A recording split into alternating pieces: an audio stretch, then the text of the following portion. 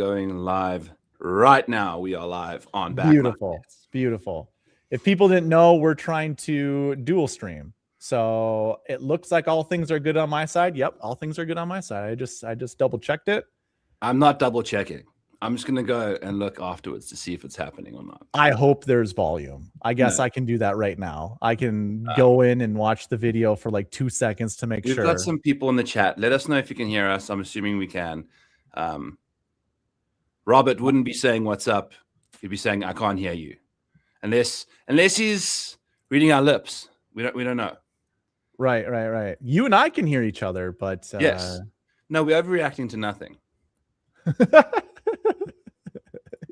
Here, I'm pulling mine up. Just give me 2 seconds. Yeah, we're good. Robert's confirmed. Yeah. Okay. Yeah. Okay. Good. Cool. All right, Byron. I wanted to do this with you for forever. You and I have always been talking about streaming, like doing a co-stream or something like to that effect. And honestly, I just, you and I are both golfers. We're both athletes and we're both nerds. We're athletic nerds, as I like to call us. Yeah. So yeah, I want to start out our stream. And we are friends. Oh, yes, of course. Yes, I'm sorry. We are friends. And that's a great segue. I want to talk about our summer of golf this year. It started late. We didn't start golfing. What was it? September? Early October. September. Yeah, it was after I tore my meniscus. Yes. You weren't as hobbled as I expected. It is the weirdest thing. I'm pretty sure I injured it earlier in the year. And then throughout the summer, it just got better.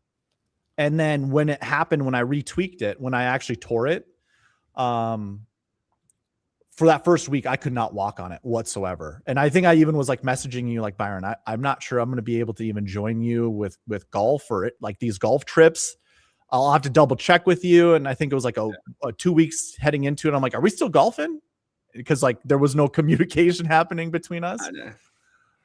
And then you're just like, no, we're still good. We're still on. And I'm like, okay, I can join you. I just swung a golf club yesterday. It does not hurt. I will join you. We'll be in carts the whole time. Maybe I'll get a handicap, flag or something if I needed it. And then we went golfing with Kenny Kim and producer Jesus, right? That's what I called. That's my nickname for him. Yes. Oh yeah. Baxter, Michael. Yeah. It was wonderful time. A lot of fun, man. Mm-hmm. I said to you on the courses when we were, 2 rounds in or whatever, I was like, I expected you to be good, but like I didn't expect you to be like you're just like so solid. You're so solid. There's nothing flashy, but everything is just so well above average. It's really fun to watch you golf.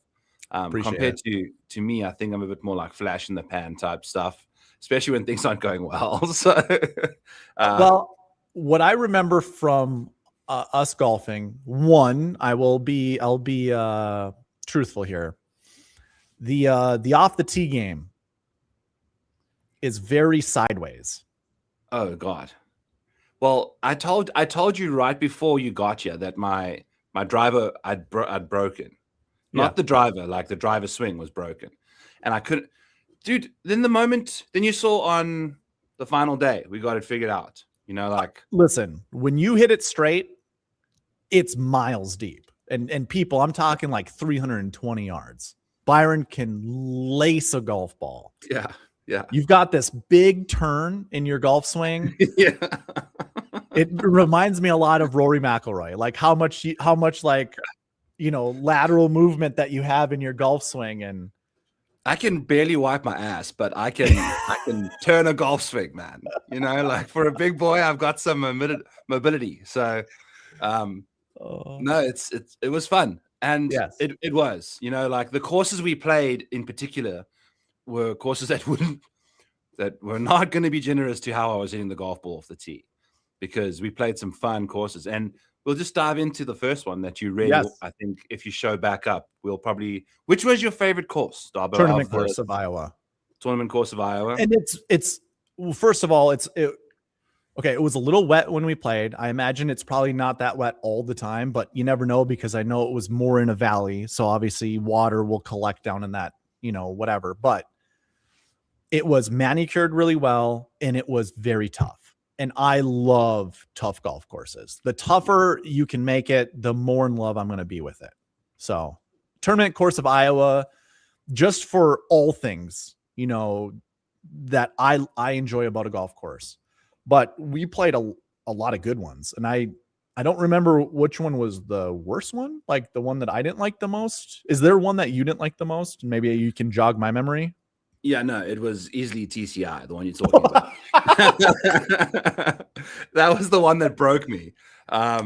Because I was driving it relatively well around Legacy the day before. Like I was playing fine. And then we went to TCI, but the thing was we teed off at TCI at 8:30 in the morning. Yeah. And we went to bed at 1:30. And we were doing things before bed that just take hours off the next day, So when you recap this with Kenny Kim, I think you said it perfectly. As every day went by, our tee times got earlier and we stayed up later the night before. Yeah. So like hungover golf works if you can like start sourcing it up early again. Yeah. But we had to drive to another golf course and play 36 holes in the next day. So it was like impossible to go. And just by the time every time I get to like hole 7, 8, 9 at TCI, my will is it's like the US Open to me, venue wise. It breaks me sooner than I ever admit that it would. And it's even before the turn. So I mentioned it on the 9th hole with you guys, like, the only reason we're playing here is because I wanted you guys to experience this golf course. Jim Lemoyne's in my chat and says TCI is his least favorite golf course, is one of his least favorite golf courses. Yes. Is there a way we can... I can't pull up chats from my software. And I'm not seeing Jim's commenting to you. So, here, I'll say this because so anybody watching my stream, obviously I would love you to continue watching mine because obviously numbers make a difference. But if you want to contribute with the chat, go over to Byron's because Byron will be able to pull up his chats. Yeah. And if you aren't wanting to contribute to the chat, go over to Darbo so we can share viewers. Yeah. Or just pull up both of ours. Chat. Yeah. No.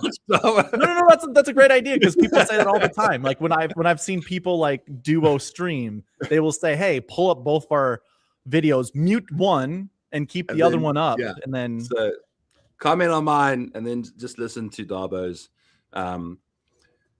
So take us away, Darbo. I think we have some sort of a general idea of what we're going to be. We're still chatting about the. Yeah, we're still chatting about the golf. The golf. So, what was the most impressive part of my game? I want you to blow my own horn. Yeah. I will say I think you would be a formidable foe if you could not lose strokes off of the tee. Like if you can keep the ball in bounds and still hit it far, because I know you hit a lot of 2 irons off the tee and you hit a lot of 3 woods and stuff of that nature, and you kept the ball in play that way. But when it came to hitting your driver, like that thing can be a serious weapon. So your strengths while we played was definitely your short game. Like, well, yeah, I was constantly chipping. Well, and saving pars and I mean, yeah, there were some blow up holes or whatever, but you kept the score respectable based off of how well you got up and down. So yeah, I would say your short game was pretty solid for sure. And Darbo doesn't play with like what is the newest golf club in your bag? That's also something I really respected. Is your shit's like old, authentic, man. It is. My buddy that I've played with for the last 4 years. We're relatively new friends. He moved to my hometown, not in like 2020, like right when COVID happened or whatever, 2021, 2022, something like that, somewhere in there. And I've been told he's a good golfer. Well, I'm like, all right, well, sure. And a lot of people are like, he's gonna give you a run for your money and whatever. And I'm very competitive, so like, yeah, I want to golf with this guy because I want to see how good he is. And then just over time, because he also thought he was better than me.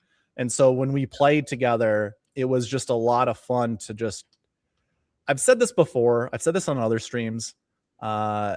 It is one of those, this is going to sound morbid to some extent. I like to steal souls. Like, I like you to think you have a shot, and then I like to take it away from you. No, I've been listening to a book called Superpowers lately. Yeah. And there's a hero class in there called a subtlety hero. Oh, they don't have like superpowers when it comes to strength and stuff, but they will mentally screw you over so hard without it even knowing. You know, like I think you'd be a great subtlety hero.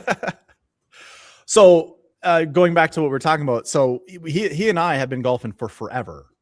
Anytime I go up north, anytime there's tournaments to play in and stuff like that, we're always trying to play together. And he is always he owns the newest stuff all the time. The new TaylorMade driver comes out, boom, he gets it right away. Yeah. The new Titleist driver comes out, boom, he gets it right away. His irons are those Mira irons, and they are like it's like an oil can color, but it's got like blue and stuff that's in it. They look awesome. And it's like, yeah, those are sweet irons, but I don't care. You know, like I got the 1 length irons and I got the wrong ones. Let's put it this way. I don't like my irons, but I'm also too cheap to buy newer irons. And when I'd worked when I worked in the golf industry, I got a lot of stuff for free. I got a lot of stuff discounted, and it's really difficult to, pay full price for clubs. And when I had to pay full price for the 1 length irons, it just felt gross to me. Like, and I know that's kind of an entitled take, because if you got a lot of stuff discounted and whatever, it's like, that's not what everybody gets to do. But for me, it's just like, I like new clubs. I don't like used clubs. I don't want to buy used clubs. I want my own. Not that I can't just regrip clubs and they feel brand new, you know? But yeah, I don't know. It's a mix of being too cheap and also being stubborn and entitled, I guess. Yeah. I did not also realize that you had single length irons until we golfed. That's right. Yeah.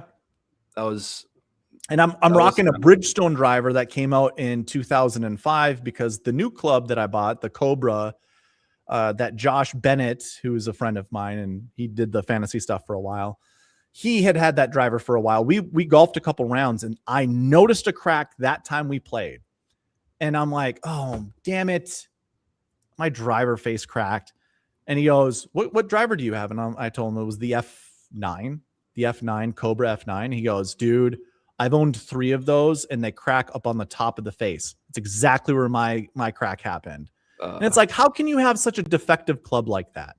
I know. And now that club was used. I bought it from my buddy that I was just talking about, who lives up in my hometown right now. And it's like, oh, there's the one new club that I bought, but I bought that one for cheap. So like, no, that's fair. It's awesome though, you know. And I think what I want to do one day is put together a bag of like persimmon. That is one word I struggle, and I'm glad I got it out. I'm not going to try and say it again. But that would be really cool to have two sets of those clubs. So when a buddy comes and you say, hey, you want to play your clubs? Or if they can't fly in with their own, then you just go back to the relics and you just rock them together, go and play. And then you play off the back, and then you're ripping like 5 irons into like every green, you know, then it's cool. You know, like then you're back to like old school stuff, which I think is fun, which you kind of reminded me of. So shout out to you. Thanks. My dad has a 5-wood that's a persimmon, and he's just like, he had gotten it like maybe 3 years ago, and he works at he runs the golf course in my hometown. And he goes, Eric, you should try hitting this sometime. And I was like, let's do it right now. So we took some golf balls from his little, he's selling jar golf balls. Took like 3 golf balls out and just ripped them. Because I know you're supposed to swing just differently, just a little bit differently with those steel shafted persimmon woods than you're supposed to whatever. Woo! You hit them if you hit that club on the screws, it feels good. Like So it's good. like, yeah, it's like butter. It's just like a hot knife through butter. It feels really good. And the sound, it's like a firecracker. Yeah, it's it like, is. Yeah. It's like, it's so nice. It's so pure, Now, like you hear like a Callaway triple diamond is what I'm busy sending off the tee in all directions, But I also do want to say, Darbo, in my defense, I do think I drove the ball considerably better at Green Leah at when we played. Oh yes, you did. Oh yeah. We had a second. I was going to bring that up too. Thank you for. It was a way more enjoyable round of golf, in my opinion. That was yes, that was cold. That is the thumbnail of the video. Yes, is from when we played. Oh yeah, I didn't even. Yeah, I thought about wearing a hat too, but I'm like, No, you got good hair. So my light is like right here. If I had a hat on, it would be like dark as hell. So yeah. Yes, Greenlee. We went to Albert Lee and golfed. That was kind of our middle point. There were a couple other courses that were probably closer to our middle point that just were a bit sketchy, and I didn't know if they were open or not. Yeah. So you did a little bit more driving than I did that day, which I appreciate. Thank you very much. And we left 10 degrees Fahrenheit and sunny skies behind just in 2 hours worth of driving for me. Yeah. I left Des Moines and it was perfect. I was like, this is going to be a great day. I showed up in this and like a zip up hoodie. That's it. I get there. It's freezing cold, man. It's like, no, it wasn't 10 degrees. It was like 30 degrees. It was like 32 degrees in Minnesota there. And it was like 60 degrees here in Des Moines. It's like, what happened? And I did think about telling you, like, don't come in shorts. And sure enough, we show up almost nearly the same time. You walk out of your vehicle. You're wearing shorts and that polo you have on right there. Yeah. Nothing else. Not even a beanie or a toque or whatever. However you would, a winter hat, basically. Not that I had a winter hat on either, but you ended up busting one out during our second 18, I think. Yeah. Like when we got back to the vehicle. Yeah, it got a little cold, so we had to. But you had you go, I think I've got pants in my car. And I'm like, you think? You didn't really bring them? And you're like, yeah, they're just in there or whatever. Not even like emergency pants. I was like, why do you have an extra pair of jeans in your car? Like, came in clutch. Always have to have a random pair of jeans. They did. And that was a very enjoyable round of golf. I think because of how miserable, like how cold it was, like how miserably cold it was. And both of us played some decent golf, considering that we really hadn't touched a golf club since our trip. That was like a month before, because we played November 1st. I think that was. Yeah. It was November. No, not November 1st, November 10th. It was deep into November. Yeah, it wasn't early because I was like shocked we were actually playing. Yeah, no, I think it was November 10th. And it was the last time that course was open.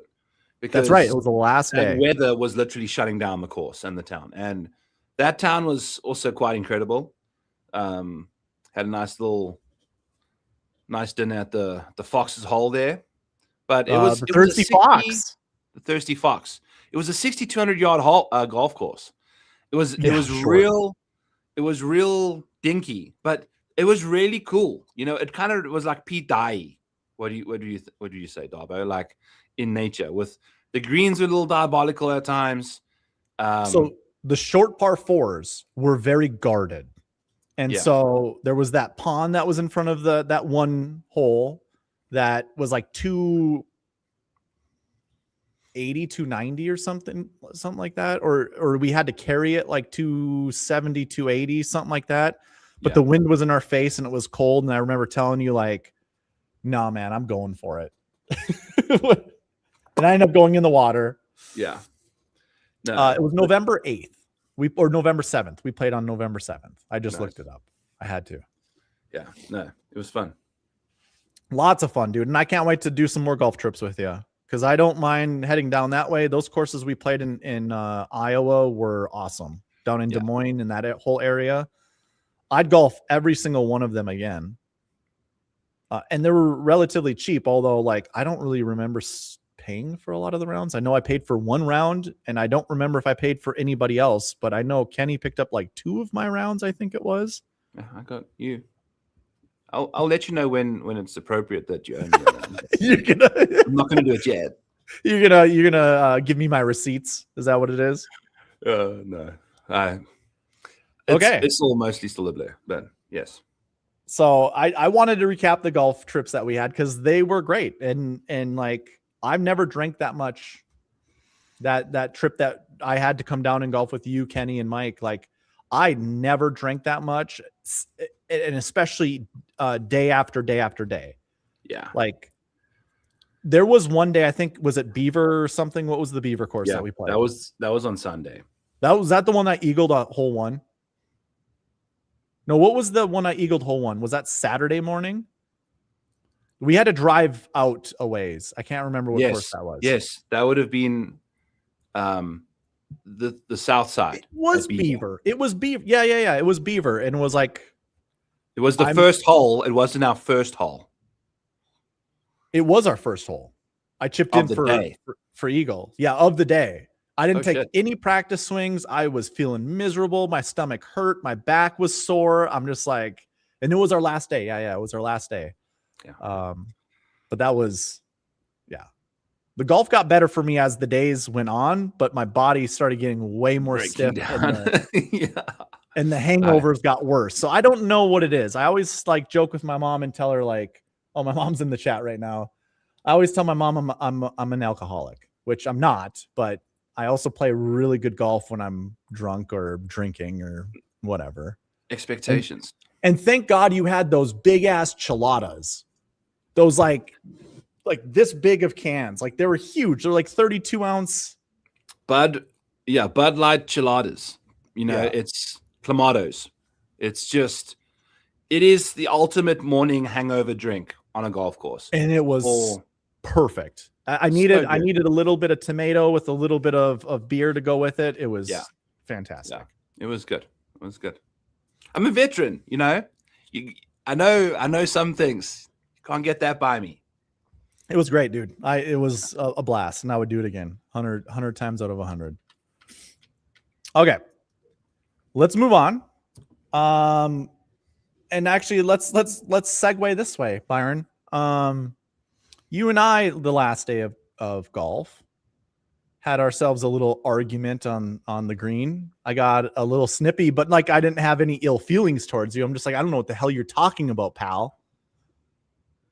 Will you? I wanted to create a pod between us just about this topic. Do you remember what you said to me? Do you remember how it went? I might make a better argument now. It may be even worse than when I first did it. It may be the same. Okay. But it was about how strokes gained on a Sunday are binary when it comes to putting, right? It's either in or it's not. It's either in or it's not. Whereas, you know, that stat, it's the stat that matters most because from what, I'm not even going to use like a range, from a good birdie look, you should be making it on a Sunday kind of thing. You know, like you want to be making those putts, and missing it by just a little bit, even if it was like off by say 3 degrees, it's out of the hole. You know, like right. Yep. It's you got to putt it in again. That's a full nother stroke. You got to go. So when it comes to driving and you're off by 2 or 3 degrees, this is perfect. This is where yes. Okay. Yep. Like in my mind, it's okay. You're off by 2 or 3 degrees. You are not out of the hole. Like it's not a whole stroke that you've just lost. The reason we're talking about the small fraction being so much more important on the greens and why putting typically under pressure, people tend to struggle the most. At least, you know, that's kind of the general philosophy that people say, right? Like nerves show up the most on the greens. That's right. And this is kind of, I'm trying to explain maybe from a statistical perspective or whatever, like why it seems that way. Because on a Saturday, you don't have to make every single putt. And if you're feeling loose, you're still making the putts you need to make. And I think for Colin Morikawa in particular, on Sundays, his putting gets worse. It's over 2 and 3 year periods of time. You can see on Sundays he putts worse. It's when it's more important to get the ball in the hole. That's where all the money's made on a Sunday. The putter shows up or it doesn't. So, okay. Yeah, and I'm not going to disagree. I think the thing you had said that probably tilted me was you're like, that putt you just missed, because it was like I think I had like a 13-foot putt or whatever, and I barely missed. Like I missed by, like 2 inches or whatever. Not 2 inches away from the hole. Like I grazed the lip as it went by, and it just rests right behind. And you're like, that putt right there, you might as well have missed by like 4 feet, because it's the same it's the same result or whatever. And like, now that I think about it in my head, yeah, it is the same result. I didn't make the putt, but because I think you were making an argument for strokes gain, like that's like the same as missing it by 4 feet. And I'm like, no, it's not. It's not the same as missing it by 4 feet. And that's when you start going, but Darbo, it's binary. Putting is binary. And I was like, I get that. It's in the hole, but this isn't like I hit it 4 feet by. Like the stats wouldn't bear that out or whatever. And you're like, yes, they would. It's binary. And I was like, oh my God, dude, I don't know what the hell. Like we kept like going around in the 2-inch miss is a 0. You did not get it in. The 4-foot miss, 0. You did not get it in. Like it's still a miss. And quite frankly, an inch or a going back mile. to the whole calculations of strokes gain stats, we're not going back to it, but I've created these videos that you've only seen. I've shared it with my buddy from up north, and that's it. Your buddy up north and your buddy down south. That's right. find a And you couple guys from the are west about and the the east same now. distance away too. It's about 3.5, 4 hours away. So good. But yeah, no, yeah. 2 putting from the place I putted would have gained me the exact same strokes gain stats. So yeah, I agree with you, on that whatever, but I don't remember what triggered me. Like when we were like, it was the 4th consecutive day of golfing with me in a row, dude. It was time. I played the long con. It was like our 13th hole. I was playing good golf. I think I was like 2 or 3 under par, and then I lost that golf ball the hole before, hitting the middle of the fairway. Yes. Like could not find that golf ball whatsoever.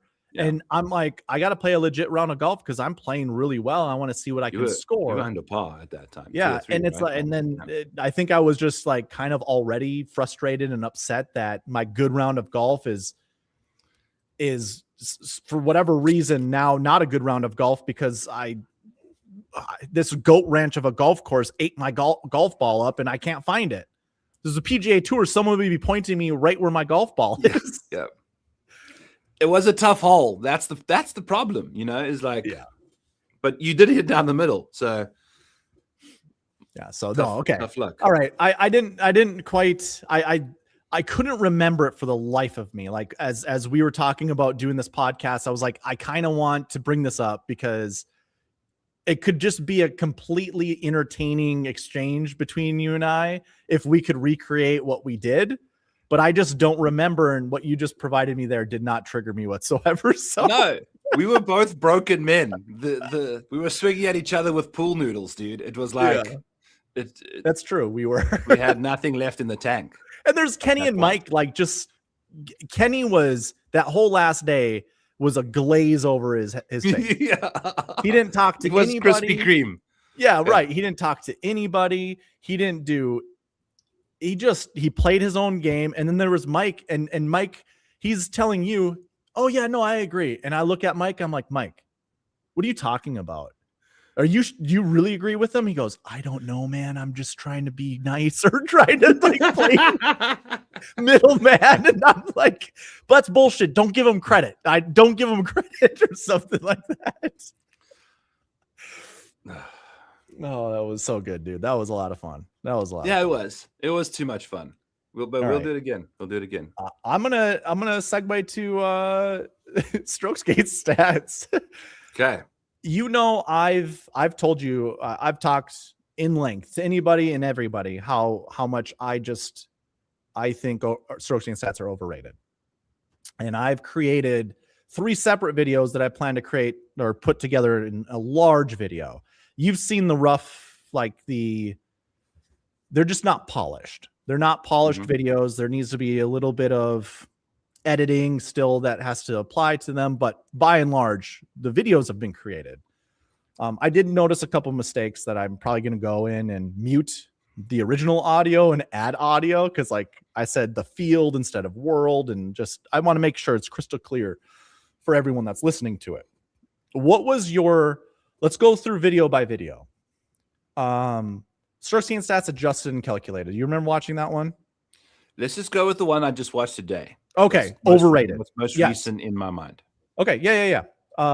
Strokes gained stats are overrated, is what you just watched. And it was my conclusion to a lot of what I'd covered in the previous videos, and then just I added some examples in there with certain tournaments and how strokes gained stats can mislead you. As like, you know, the first example I had was Siwoo Kim at the Wyndham Championship. The second example I had was Russell Henley at the RBC Heritage.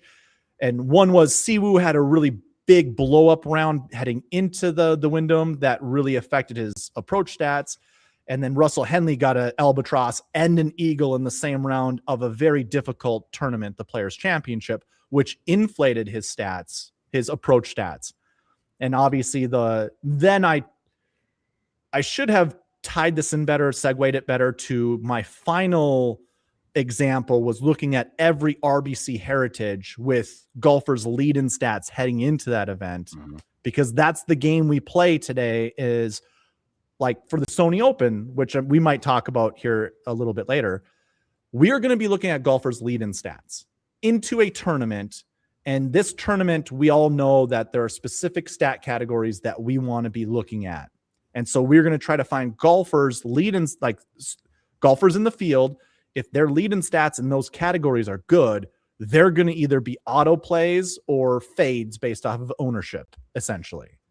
And so I was like, okay, I've been doing this for as long as I've been podcasting, is looking at lead-in stats and just measuring it against what I heard at the beginning of the week from like everybody, your top end dudes, you know, like I'm not going to name names throughout any of this because I don't No, need the heat. We're not doing it to point fingers. We're doing it to just right. You know, explain the math. 100%. So that's why I kind of included the examples I did. And then, you know, I gave my key points, which if I'm being honest with you, like I just felt like I needed to add key points. I did have ChatGPT help me come up with I actually typed in my argument and then it came up with these key points for me. So I'm just like, you know what, those are good. I'll use those, you know? Yeah. So that's essentially the whole basis. And I just basically gave the Cliff Note version of this video for everybody that's listening right now. But at some point in time, I will release this to go live on YouTube where everyone will get to see the full perspective aspect of it. But I wanted you to watch these so you could give me your opinion. And especially here on this platform, like I want us all to grow. I want myself to grow. Nothing that I say is final. It's not, you know, whatever. I can be convinced otherwise. So yeah. First of all, what's your take on it? And I'll give you the floor to speak for however long you want. Because I've seen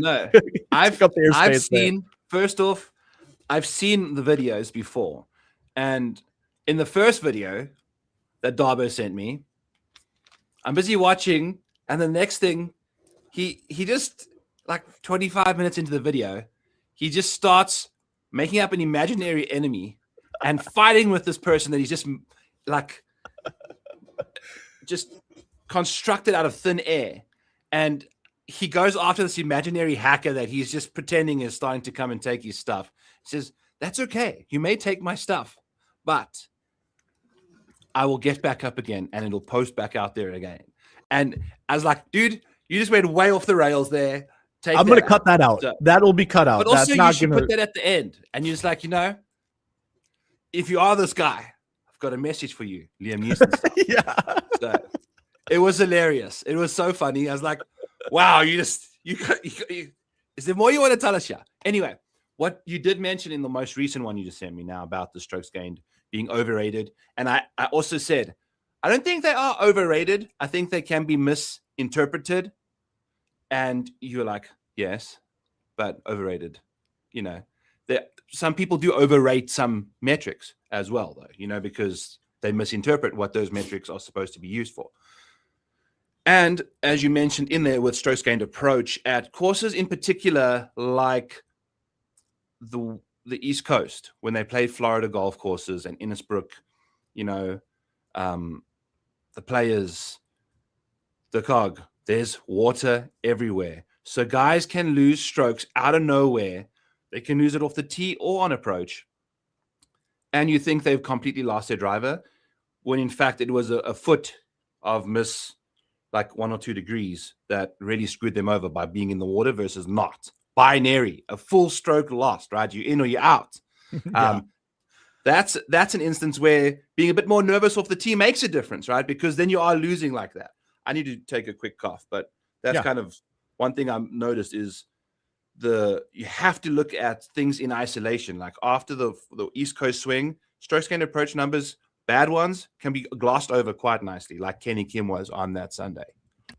Well, and I guess that's also what I point out in the video. It's like a lot of content creators are not providing context to a lot of their strokes gain analysis.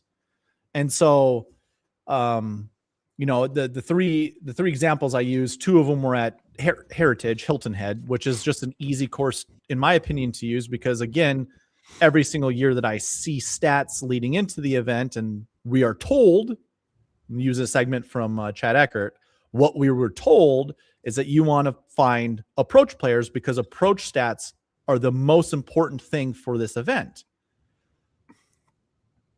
There's a disconnect for me, because when I look at the top of the leaderboard and Bryson DeChambeau during his beefy days in 2020 still top 10, it's like, well, if I'm taking you at your word that off the tee doesn't matter here and we want to find approach players, Bryson isn't known for being an approach player. And if I were to go back to all the podcasts back then, a lot of people were like, nah, this isn't a course you play Bryson at. Don't play Bryson at this golf course.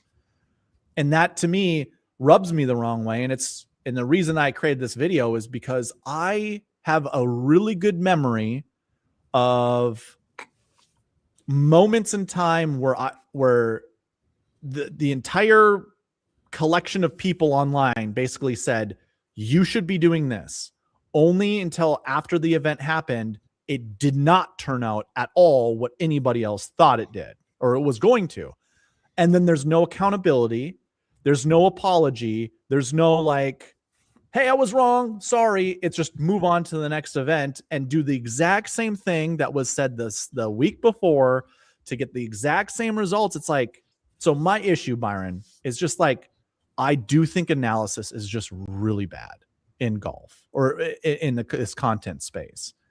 And the most popular people, maybe this is more of a competition thing with me, the most popular people are not getting it right at a rate that I'd like them to. And I know golf is hard. I even said that in the video. I understand golf is hard, but the analysis is so basic and simple. Like, so you can come back at me. You can fire back at me and say, you know, when it comes to analytics, what am I getting wrong? You know, like is it fair for me to have these feelings? Is it fair for me to have this criticism? Or you can have expectations of what you want from people. I wouldn't call them criticisms. I mean, okay, maybe you are criticizing. Yeah. You know, where some people, what I've also realized is in doing content is I think that everyone's thinking the same way I am and you are.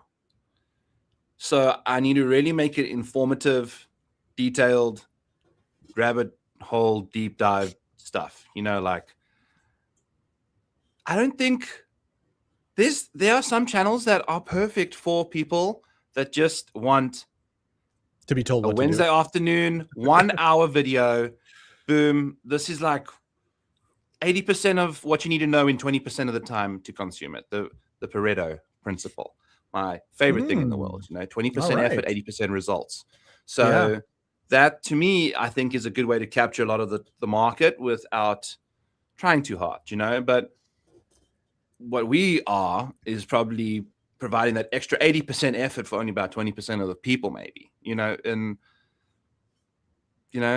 so Yeah. that could be one thing.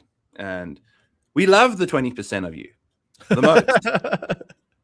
Yeah, if I look at some of the top streamers that do this stuff, I'm close to 20%. Yeah, I'm close to 20% of subscribers as most of these people. Yeah, exactly. So that's what we can pride ourselves on. So, dude, I just started in the full swing my micro model. Yeah.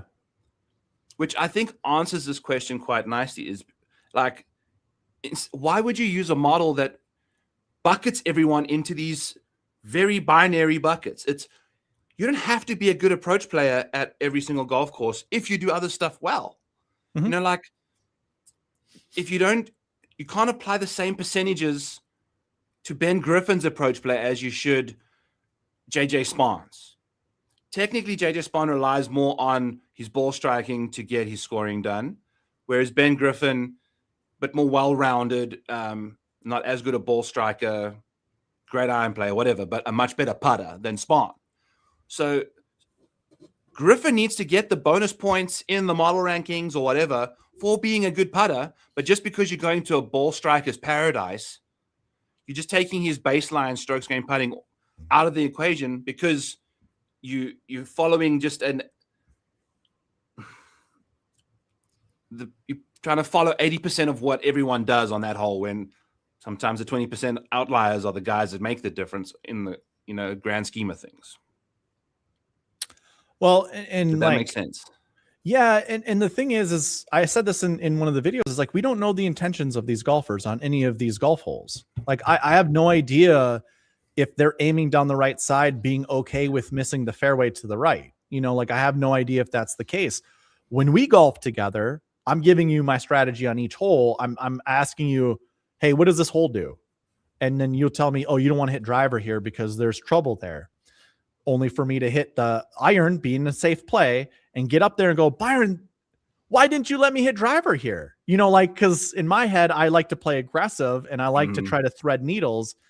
And sure, if I'm 20%, if I have a 20% success rate of threading the needle, that means, 80% of that, or if I said, I think I said 20, 80% of that I'm missing and most likely having a penalty shot to go with it, which is what you're trying to help me avoid. But I'm welcoming of it to get that chance at eagle or, whatever, like bring that on, because I can chip out and maybe bogey the hole. Make a full still. Yeah. Right. Yeah. And so we don't know the intention of any of these golfers, and we have no idea if they executed. But what's been lovely about YouTube Golf, I don't know how much you consume of that, but it's great listening to like the Bryan brothers talk, especially Wesley Bryan talk about, nah, man, I'm going to hit it over here because I got a straight line into the pin location. I don't care if I'm over in the weeds, or, he doesn't say that, but it's just like, he will miss way offline and you'll hear George go, Wesley, what was that all about? Or whatever. and George is like, cool down, George. Like, I plan to go over that way. You plan to miss it 30 yards left. He's like, yeah, look at the angle I have into the green. Like, that's the difference between those two golfers, and yeah. And what will look like off the tee for Wesley is going to be really awful compared to George, but then they end up in the same place on the green. And now Wesley's approach stat looks amazing compared to George's, but the result is the same. Yeah. And so a lot of times I will see when people make these analyses online and just be like, dude, look at JJ Spahn's approach. Like, he's going to go into the RBC Heritage he's on fire right now. And it's like, do you see his off the tee stat? It is -2, -3 on courses that, if we really wanted to do our due diligence and really figure out, did JJ execute a good game plan and miss fairways on purpose? Or like, did he club down a lot and then just accidentally missed, a fairway? Because that's going to really hurt your off the tee stat, but it'll open up the door for a larger approach gain if you can hit the green. And if the whole funnels, or if the green funnels to the hole location, now you're like, your stats are so inflated. And I even mentioned, I showed that in like the nuances of strokes gained stats. It's just like, if this thing happens right here, where the scenario of whatever ends up happening, and this guy can get the ball within 10 feet, he's gaining 0.8 strokes on approach for that one shot. Like, that's huge. And it's like, but people don't know that. They don't see that. Yeah. I showed that I just missed the green by a little bit, and that was a difference of like 0.4 strokes on approach, or 0.2 strokes on approach. Yeah.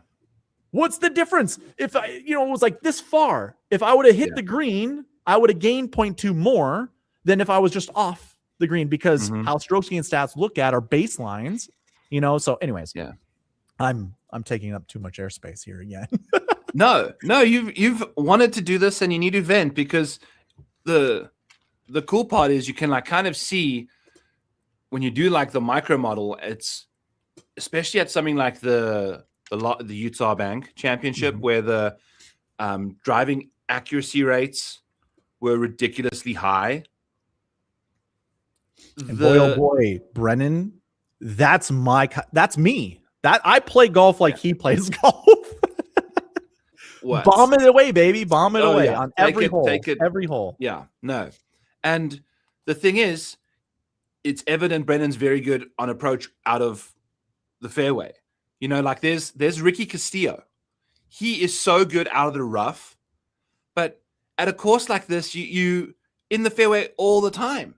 So you don't even get the opportunity to, if you're just using general strokes gained approach, right, to say that you need to have good strokes gained approach here to give yourself lots of birdie looks. The majority of his strokes gained approach comes from being a good rough player, probably because of how his swing is built, or how aggressive he is, or whatever. Justin Thomas as well. Justin Thomas, most of his approach comes from the rough. And that's why his approach numbers are so good, is because out of the rough you get rewarded for potentially putting yourself in the rough correctly off the tee, where you've lost the other strokes, so you're piggybacking some strokes here, like a skins game.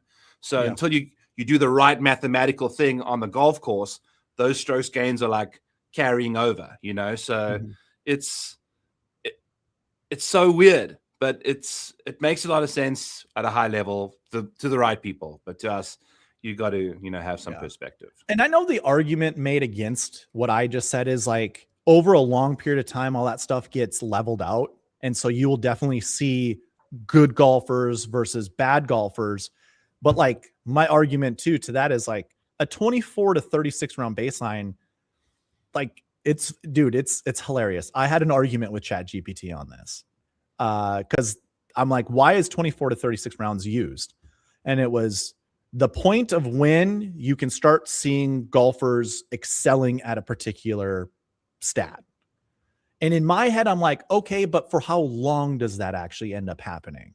So in 24 to 36 rounds, you can still have enough spike results that will inflate those numbers, where the next 24 to 36, they could go back to their baseline or even worse. And it's like, so for 24 to 36 rounds for a specific period of time, that golfer is going to look much better than what he actually is. And so how is that fair? And it's like, you got to do this mix and match of you got to look at some golfers and just be like, I don't think so. Yeah. Did he stack 1.5, 1.5, 1.5, 1.5, or did he go? Right. And that's the thing is, now what then comes into my head is, now there are so many arguments for and against strokes gained stats that I just kind of go, what's the point? Like, I like to use like year-long stats. That's what I did this honestly, Byron, because it was the easiest thing to do for the bucket system, and it just stuck.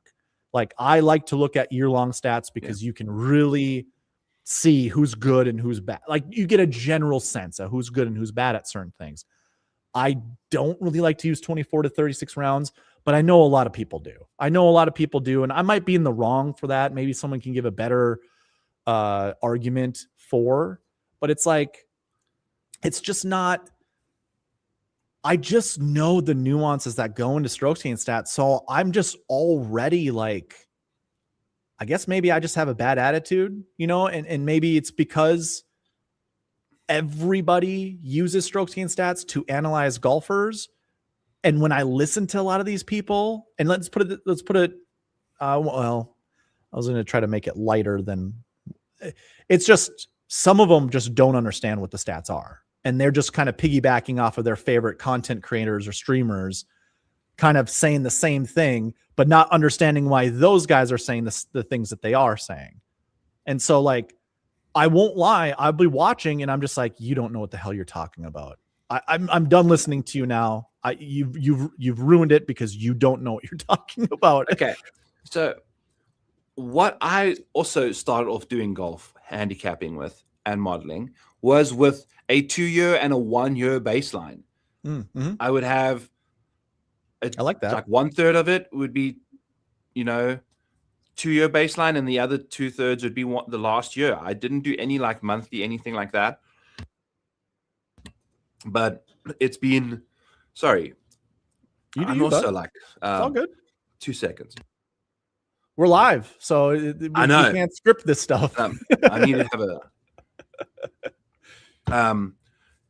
I was struggling to come to terms with where you could obviously see some golfer had figured something out within a select time frame and at a point that made contextual sense.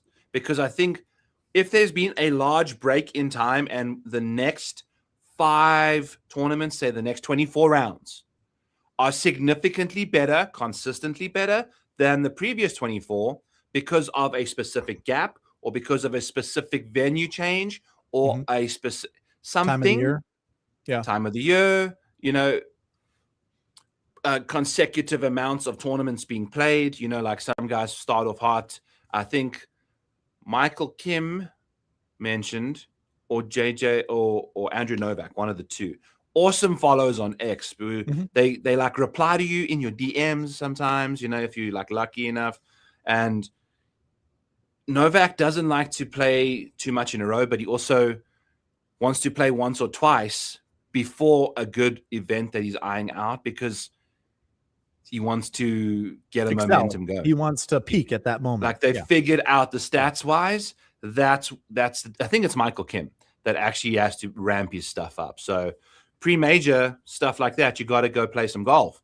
So it was kind of a nice way to figure out how to do his schedule for best ball and stuff. And that actually goes back to like Phil Mickelson playing the Shell Houston Open. Like that was always the tournament before the Masters, and he went there to go dick around to like he was either gonna stay loose, keep the same win stuff the going. tournament or miss the cut by like 12 strokes. Like he was gonna do stuff and just see how well he could execute. So whereas I think Scotty is the opposite. His game is so in control that he needs to have his mind as rested as possible leading into that, where it's like the tank is full. He doesn't want it to have to be filled up by winning the Valero. Yeah. What's crazy? Again, this is what I like about YouTube golf is he played with Grant Horvat and he shot like a 67, a 66 on the tips at his home course, which I know it's his home course. Yeah. And I don't even think he hit any range balls. He just like, let's just go out. It was cold or something like that. So he didn't really care to warm up. Yep. And he just goes out there and shoots like a casual 67, 66 and waxes, Grant on like he had a 5-shot lead or something like that.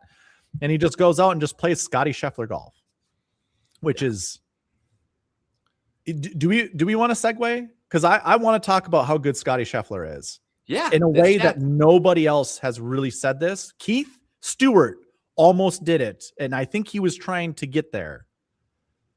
I think Scotty Scheffler will be better than Tiger Woods.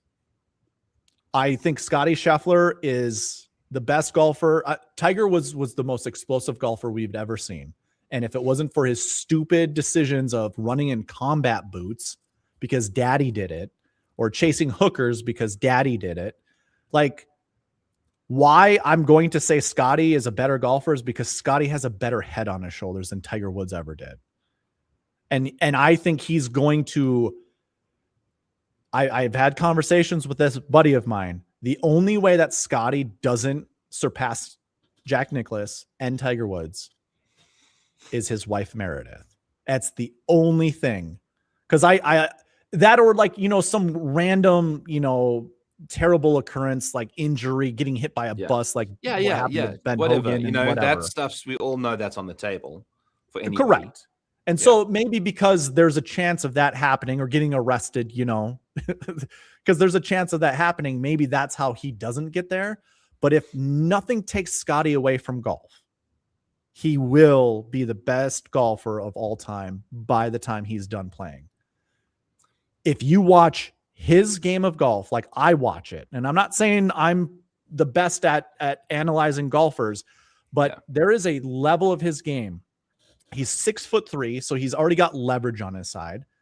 He keeps his face square almost the entire way through his golf swing. That ball isn't getting too far left or too far right, like Tiger Woods had issues with. Yeah. And then if you look at his around the green game, you know, there was an original video I created about strokes gained being overrated, where I used one example in particular, but I went back to see if all streamers had said the exact same thing that you said, and nobody said it. And I made the claim that everybody said it. Scotty doesn't know was the title of your video. Yes. Scotty doesn't know how to chip. Yeah. Yeah. Right. And I know why you did it. I know why I understand this, the strategy of creating videos and stuff. But when I heard that, I'm like, are you insane? Like, my strokes gain eyeballs are telling me that Scotty's chipping method and the way that he chips is one of the best on tour. It's, you know, he had a couple bad breaks, and that's why his strokes gain around the green stats looked terrible at the Pebble Beach Pro-Am and then some other event. I can't remember what it was. Oh, he lost like 2 strokes around the green at the Tour Championship because he shanked a ball out of a bunker, if you remember that shot that he had. So it's like, and that stuff can happen. But anyways, Scotty Scheffler putting, even his putting is not as bad as everyone thinks it is. Yeah, baseline wise, averages, I get how baselines work. If everybody at 8 feet is making it 50% of the time and Scotty's making it 43% of the time, yeah, that's bad. That's worse than average, but it's 43% of the time, and he has more opportunities at that distance than anybody else does. Yeah. Yes.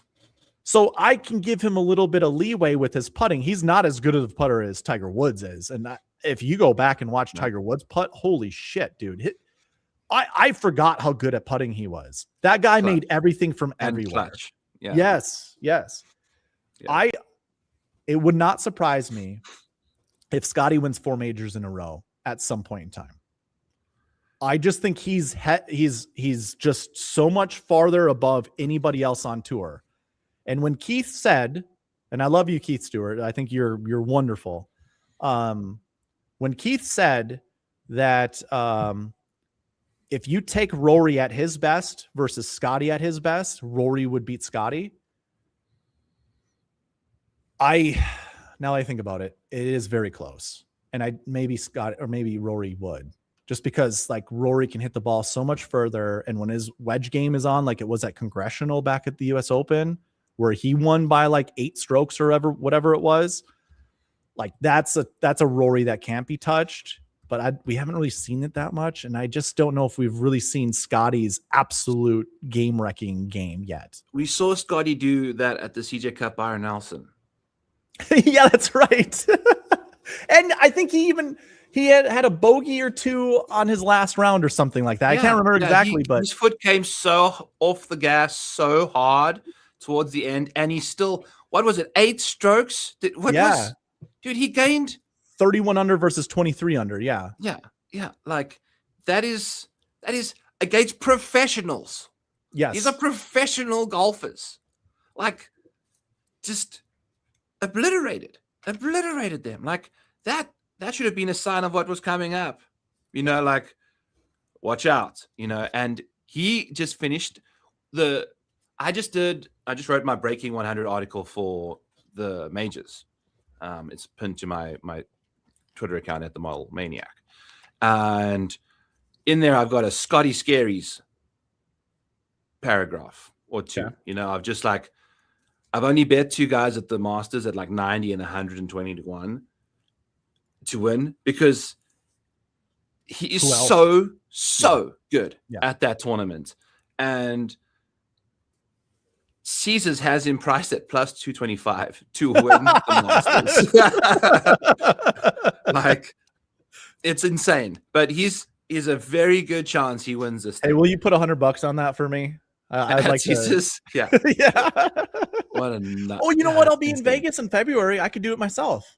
Oh, I might. I might have to get involved. So what I was looking into, you know, I take a look at what your best finish was prior to winning a major, in a major. You know, Yes. how well have you done in a major before winning your major? Most of those are like second places and whatever. Masters, Open Championship, and PGA Championship more recently have been second places or better. US Open, you can kind of make it like a top 5, but also there's been JJ Spahn, which was a 23rd. Luke Wyndham Clark, 73rd. Bucket system for this. 73rd. I mean, and now Wyndham Clark's best finish was 73rd before he had won. Yes. Yeah. Well, that guy's a phony. Also, okay. By the way. And also, I typed up a whole bunch more shit in my article, and then it canceled. Like I tried to publish it to pretend email it to me, and it killed all that I'd done. And I deep dived all of this stuff. So I'm going to just share something with you quickly. Like, okay, if you take a look at the majors, people that have won 4+ majors over their career since World War II, when they were all playing the same majors at the same time, only 17% of all of those total majors came at the US Open amongst those guys. Really? So, yeah. So everyone that's on that list wins the US, the Open Championship and the Masters a lot more. And then the PGA is a little more than the US Open, I think at like 22%. But the others are like at 30 something percent because it's just so much easier to win there. And now Scotty's won at those. Now he's got to win the US Open. And that's his next one, is to get that one done. It's hard, dude. Like, to win that tournament, it's hard. Outliers, the variables, you know, the way they set those courses up can really piss Scotty off. Dude. You know, because it's unfair. And that's the thing that he needs to get over next. So that'll be his next hurdle. I think Scotty would have won Oakmont if it wasn't just downpouring. Like, I felt like that course wasn't perfect for him, but if there was a chance that he was going to be better than the field, I thought Oakmont was a really good opportunity. Yeah, but he drove it badly as well. Wet rough, as thick as that US Open rough was, good luck, pal. Yeah. Yeah. And that's the thing too. The misses to the left for Scotty. Now I will go back to what I was saying, or I guess I'll go back on what I was saying, or however that phrasing is. His miss to the left is so weird, and I thought maybe it had something to do with the wine stem through the hand injury. Yeah, definitely. It was a fail safe prior. He never missed left before that. Yeah. And then since the injury, he's had the left. I even think I remember hearing him say to Ted, he's like, "Yeah, I'm just gonna make sure I cut this," and then he drew it. It's like, well, if you're that good at golf and you're like, "I'm gonna cut this," and you don't cut it, there's something wrong. The front 9 of his Sunday PGA Championship, he was driving it like he'd just been stabbed again. Yeah, that's right. You remember? Yeah. Like, yep. And that is what makes him so nightmarishly good. Did you see how he was driving that golf? He got a little lucky once or twice. Yeah, not gonna lie. Yeah, some lucky breaks. Happens. But the way he was driving that golf ball would have sunk 80% of any person in contention's chances on that front. You're talking mentally, and from a score basis, what they would have scored from where he had put the ball each time wouldn't have been what he got away with. And he's just got a way of getting out of jail. You know, think about it. Like, who has literally been locked up before a round and then go and shoot one, like almost one of the rounds of the day? Buddy boy. Well, I will say that following day, because I think this just happens with just humans in general. like maybe that first day you just have so much adrenaline and you're not really thinking of anything, and you go out and you're pure whatever, but then you get time to think about things afterwards. And I think that's where the embarrassment ends up coming, into play. But yes. And Ted Scott wasn't on the bag for that round. That's either. Right. I forgot about that. It was a perfect storm. We all saw it coming. Yeah. Like, so that was his weakness, but then he also went and won a tournament without Ted Scott. I think the BMW Championship or something. And yeah, it was or the Tour Championship. I don't know. No, BMW. I think you're right. I think it was BMW. Yeah. So he can do it now without anyone. He can win the birdie fests. One thing that I am interested in is, do you want to flex your tool and pull up the majors for Scotty and what he scored in them, like what his winning scores are? Can it do that? Because if maybe, like, if you look at what his major wins, yeah. Go ahead. If you want to share, let me know when you've got it pulled up. I'll select Scotty. If you take a look, we're just looking at majors. Yeah, just in the majors, like the majors he's won. What has been the scores that he won them at? Is this correct? Do I all have double digits? All double digits. Is it 4? Does he only have 4? Yeah, he's won the Masters twice and the other 2. Okay. He's going to go for the Slam at the US Open. Yep, that's right. It'll be his 5th. It'll be like a really crisp, efficient. The only reason I asked, it'll be his 6th if he Byron. wins. You want to know why I just asked that question? Is because I thought Scotty Scheffler had more majors. No, that was just like, that was a feeling. That wasn't like I knew or whatever. I had also like think about it when you asked, but look at the score to par that he's got you. Like, everything he's won has been kind of easy scoring relative to major championship scores. Like when Brooks won at Shinnecock, I think he won at +1. Oh, he won 1 over. 2 cuts. So are you trying to make the argument right now that the harder the course is, the tougher it's going to be for Scotty to win? No, I'm just saying that it's interesting that none of his majors have been at like very difficult golf courses. Okay. But also he's also blitzed some of these wins have been by 5. Yeah. So all time, I can drill down on some numbers here for us to even go a little bit more into some detail here.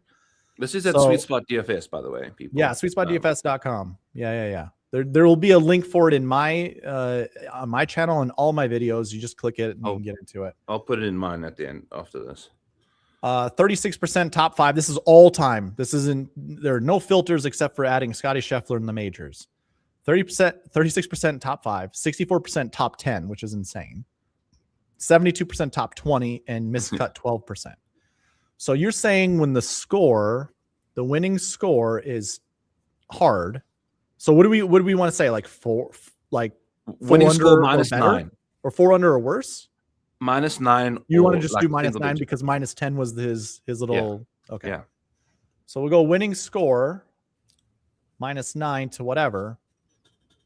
He has a missed cut, but and a 41st, which was last year at what's that course in North Carolina again? Why can't I think of the name? The one Bryson won out of the bunker. Oh my God, Pinehurst. Oh yes, Pinehurst.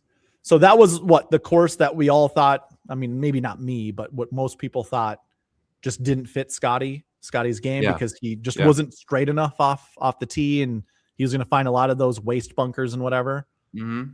Well, but I mean, I don't know, Byron. He's got 2 second place finishes: 2023 PGA, 2022 US Open.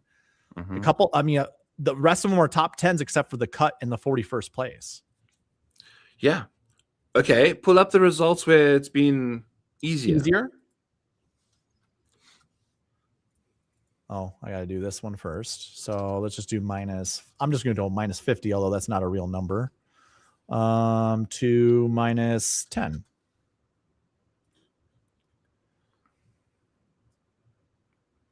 Oh, it's counting 0. That's stupid. Oh, okay. Why is this? Hold on. What is going on with my filter? Why are these numbers not being captured in the other stats? I'll have to figure that out some other time. Okay. I'm not going to waste our abort time mission. here, but you know, just an observation, you know. Yeah.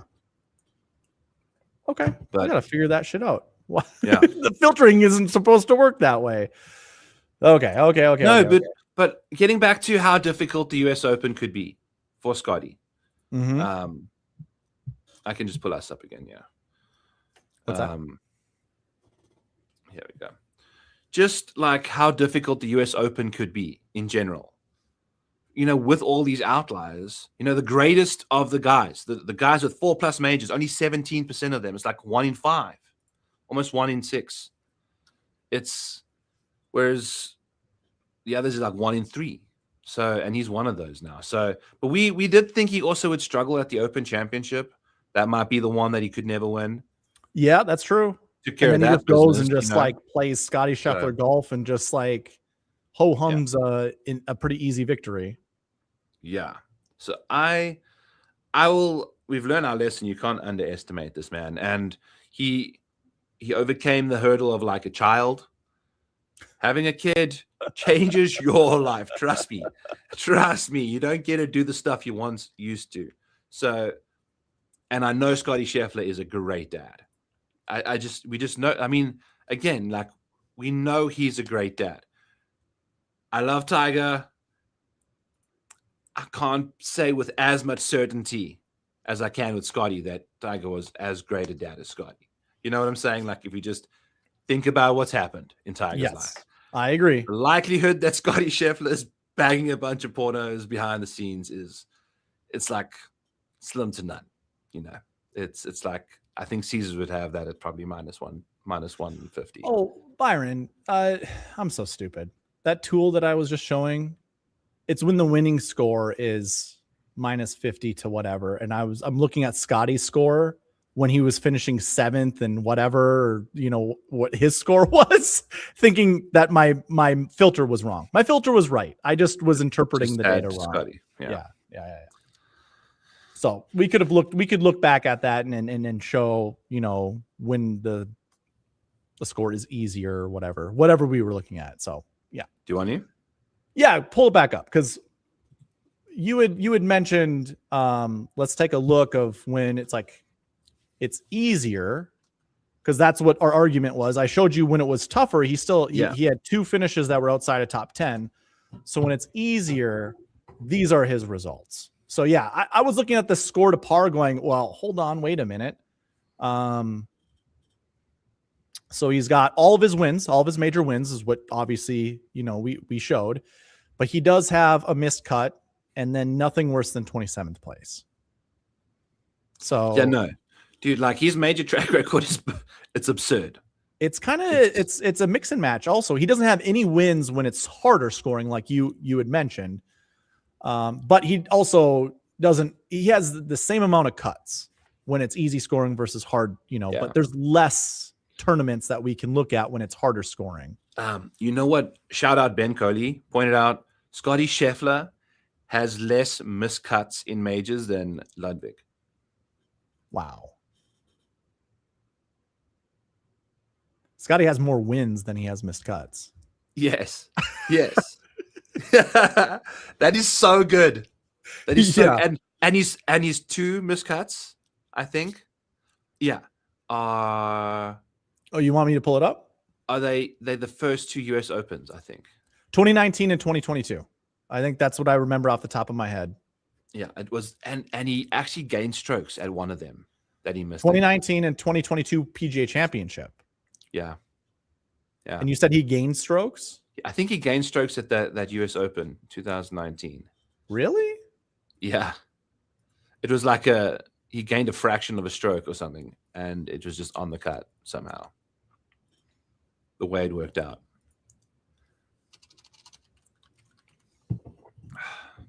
All right, we'll take a look down here. Oh, that's not the right date. Oh, I have a date filter. Let's go 2022. Wait. What year was it? 2019. 2019, right? Yeah. Or are we talking about the 2022 PGA Championship? I forgot. No, the 2019 US Open over here. He gained off the tee and tee to green. I thought he gained strokes somewhere that he missed a cut. Okay, ignore me. It would be difficult to gain. Well, he missed it by one stroke. That's what happened. He missed it by one. I was just going to say, when you see something like this, because everything gets adjusted based off of, whatever. So the people closer to the cut, this is going to be close to zero most of the time. Yeah. So maybe this isn't the true strokes gained or something. Well, maybe whatever. I don't know. But these are the adjusted strokes gained stats. Maybe was this a easy golf course? Is this just whatever? It doesn't matter. What I'm saying is he barely missed the cut. Like as a guy that was young, like Ludwig's come onto the scene as a youngster, but an old youngster too. Like a 23-year-old youngster. Is that what you're saying? Yeah. Okay. Whereas what was Scotty when he started winning tournaments around or started playing? Probably golf? the same age, I think. Probably after college. I don't know. Either way, I'm excited. Yeah. I wanted to discuss this at some point in time. And I think like discussing it with somebody else, if I was on any other podcast, I'd still make the exact same, the same statement, the same declarative. Like, I think Scotty Scheffler, he had a better year last year than he did the year before with like strokes gained stats. And I don't even remember how many wins he had last year versus the year before. Was it 7 to 8 or 8 to 7? Yeah. But it's like, and last year he got off to a really slow start because of the wine stem, incident. What if he plays the American Express? Like he plays the American Express, he gets a little warm up round, he goes into the Waste Management Phoenix Open, which the underdog tool, I was using this and I was just going average finishes and just looking at Scotty or top 10 percentage. Like Scotty has a 66% top 10. So cool. He's got 4 top 10s at the WM Phoenix Open, which ties the Houston Open, the Masters. Okay. PGA Championship, he's got 5. But I was looking at this and I was like, of all non-majors, one of the best events for him, obviously to top 10, but this was his first event coming back from the wine stem thing. And so like, he was in, what was he? He made the turn and wasn't he like 11th place or something like that? And like, there was a birdie putt that he could have had on 10 or 11. If he would have made it, he probably would have had enough momentum going into the, whatever to maybe push for a top 5, maybe a win. But either way, he slowed down and obviously it didn't happen. And he got 27th place or 21st place or something like that. He could add more wins. Oh, dude. The Players. He finished 23rd at the Players because he wasn't like himself yet. Yeah. I think when I was speaking about him last year on the shows, we were saying like, I'm not betting him top 5 until he gets back to his ball striking threshold. Like he was statistically, strokes gained wise, whether they're overrated or not, he wasn't reaching the same level that he was when he was winning golf tournaments. Right. And then he finally at the Masters and stuff started the Masters like kickstarted his all the jets, all the thrusters were on after that, Yeah, because the Houston wasn't that far after that, and that's where he shot 31, wasn't it? 31 under. CJ Cup. Oh yeah. CJ Cup. That's right. Okay. I don't have anything else to add other than this is sick. Tell the people what's going on. Yeah, I haven't even taken. I know you haven't seen it yet. I've been trying to get you into the site. I've been trying to get you to look at it. Details. I just can't find. Here's the thing. I'm gonna give you credit because I saw your Dog Dominator, and I was like, I can put this on a Power BI. I know I can.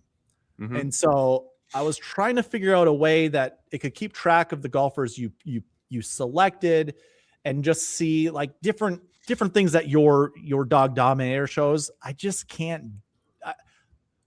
I've seen other people's videos and I see how they did it. And I was like, oh, I bet you I could do that. It's basically kind of disconnecting filters from each other. And if you work in Power BI, like you know how to edit the interactions between each other. So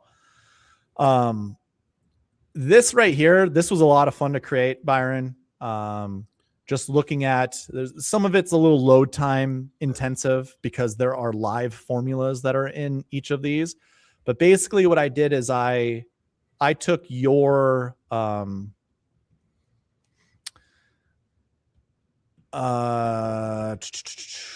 did I take of yours? I took your rankings first of all. You're taking my time right now. Come on, Darbo. Let's get it together. I was trying to think, what did I actually do? But I took your rankings and I took the idea of the golfers playing in 2026. So again, I'm giving you all the credit because I literally just Of course, you're giving me the credit. I scraped your spreadsheet to find the golfers that are playing this year. I didn't do any additional work whatsoever. I was just like, okay, Byron says these are the guys playing in 2026. Yeah. I'm just going with it. Like I'm not going to fight tooth and nail. And what you projected is exactly what's in here. I would probably disagree with Chris Kirk. I think Chris Kirk will play in the PGA Championship. I don't even know when the last time you updated your sheet was. I can assure you Chris Kirk is not going to be playing if it was today. Okay. Yeah. If it wasn't today, but this is where I'm going to use my brain and say he's going to play well enough to get into the PGA. Well, yes, these are projections. They're not speculative. They are based off of certain facts. Like the ones that are yeses there are very likely. Yeah. The PGA Championship is likely, but not certain. And I'm not here to criticize. I literally, I'm just saying why. I'm just saying why. Okay. So yeah, I took your information. I looked at the projected schedule, and basically all I did is I connected my database to the golfers that are projected to play in 2026, and then created live formulas to figure out everything else. So this is all data this is a whole table of data of where they're projected to play, and that's all that's kind of running off of. The rest of these are just live formulas of looking at their historical data, combining it or connecting it to the 2026 schedule, and just seeing based off of when they're projected to play. That's the big caveat here. I also have little info bubbles all over the place to describe everything on what to do and like whatever. So it will tell you that you're only seeing numbers for golfers, even if they've played the Farmers Insurance Open before, like Scotty has. You're not seeing Scotty Scheffler's numbers at the Farmers Insurance Open because he's not projected to play the Farmers Insurance Open. Correct. So I didn't want that clutter in here because all of these like things would all be filled up. Yeah, and that's nice. That's really cool. What difference does it make? So anyways, so historical stats, average finishes. This is wonderful to see too.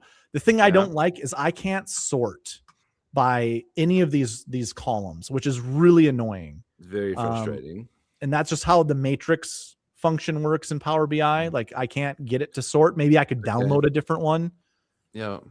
But if I wanted to look at the American Express and only the American Express, I can just type that in and then I can sort from here top to bottom. Yeah, that's fun. Yeah.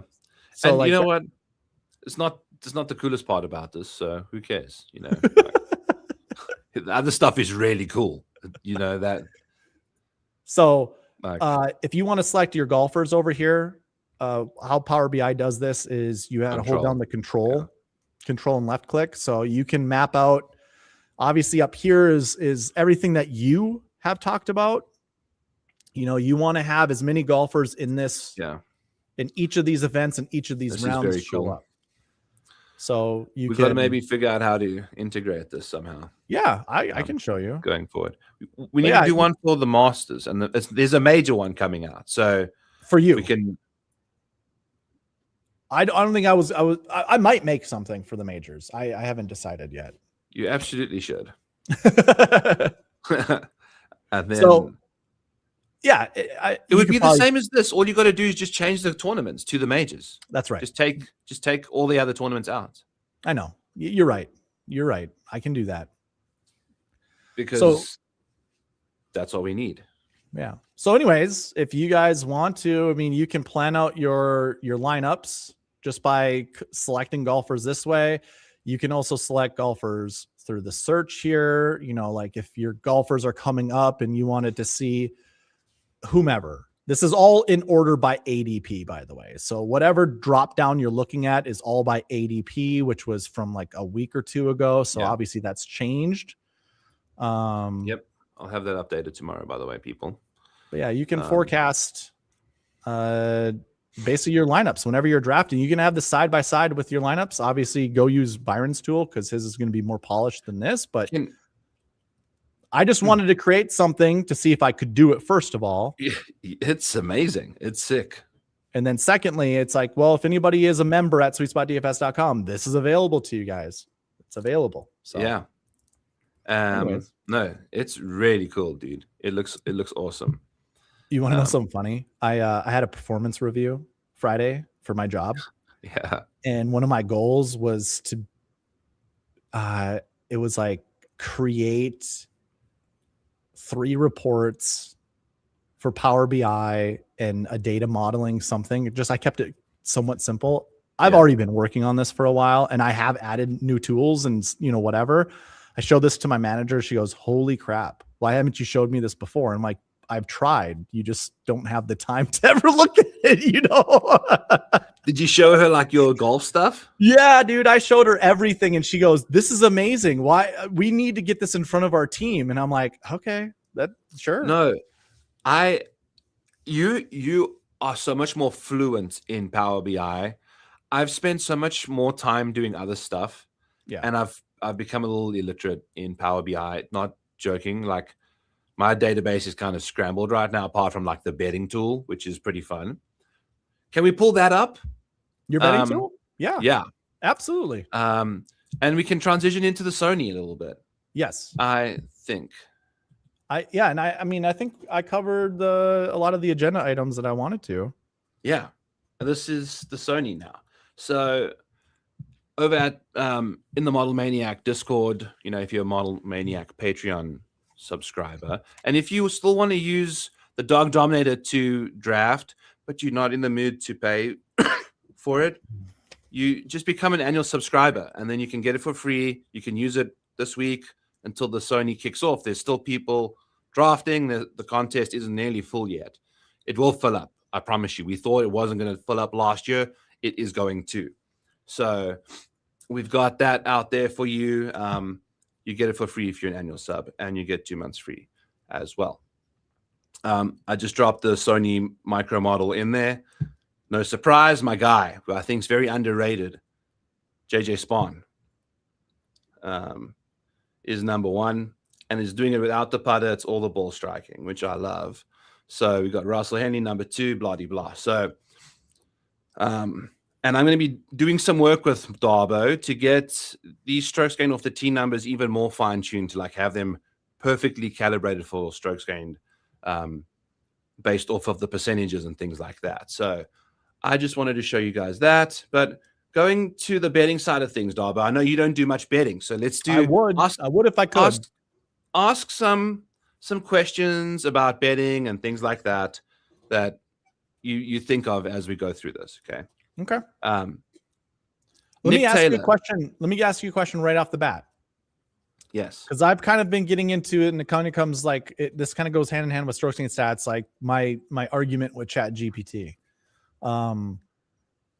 Is kind of the main goal is to find discrepancies between a golfer's odds versus their expected result, if that's the right term. That's called an edge or value. Okay. But your edge could be different than another person's edge, right? You might value a golfer differently than. Okay. But how you arrive at that value needs to be a consistent methodology. Okay.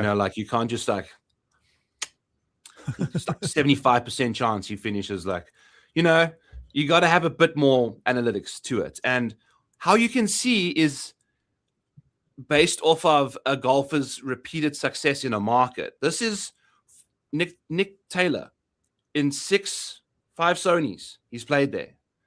he has cashed 4 of the last 5. Wow. And at odds that are reflective of only having cash 1. Those aren't bad or odds. one of 5, 1 of 3. Like, so I don't know what his odds are going to be this year. Obviously, he won it, so there's no surprise. Like, he's the leading top 20 guy at the Sony in the last 6 years, betting wise. Is the best value bet that you could have made. Betting to win $100 every single time in every market. You can see here, you would have bet $29 in 2020 and you would have lost it. But you would have got every other bet that you placed back and won your $100 for 4 of the other ones, which is the best one there is. Keegan Bradley has played you a couple more times and had 2 non-top 20s. But all the guys at the top of the leaderboard, Keegan, Russell Henley, Nick Taylor, they're all going to be up there. So he has Nico Echeverria as well. He's got 2 top 20s in his last 3 profitable, so you can see that kind of stuff using this tool. So I thought I'd just pop that out there.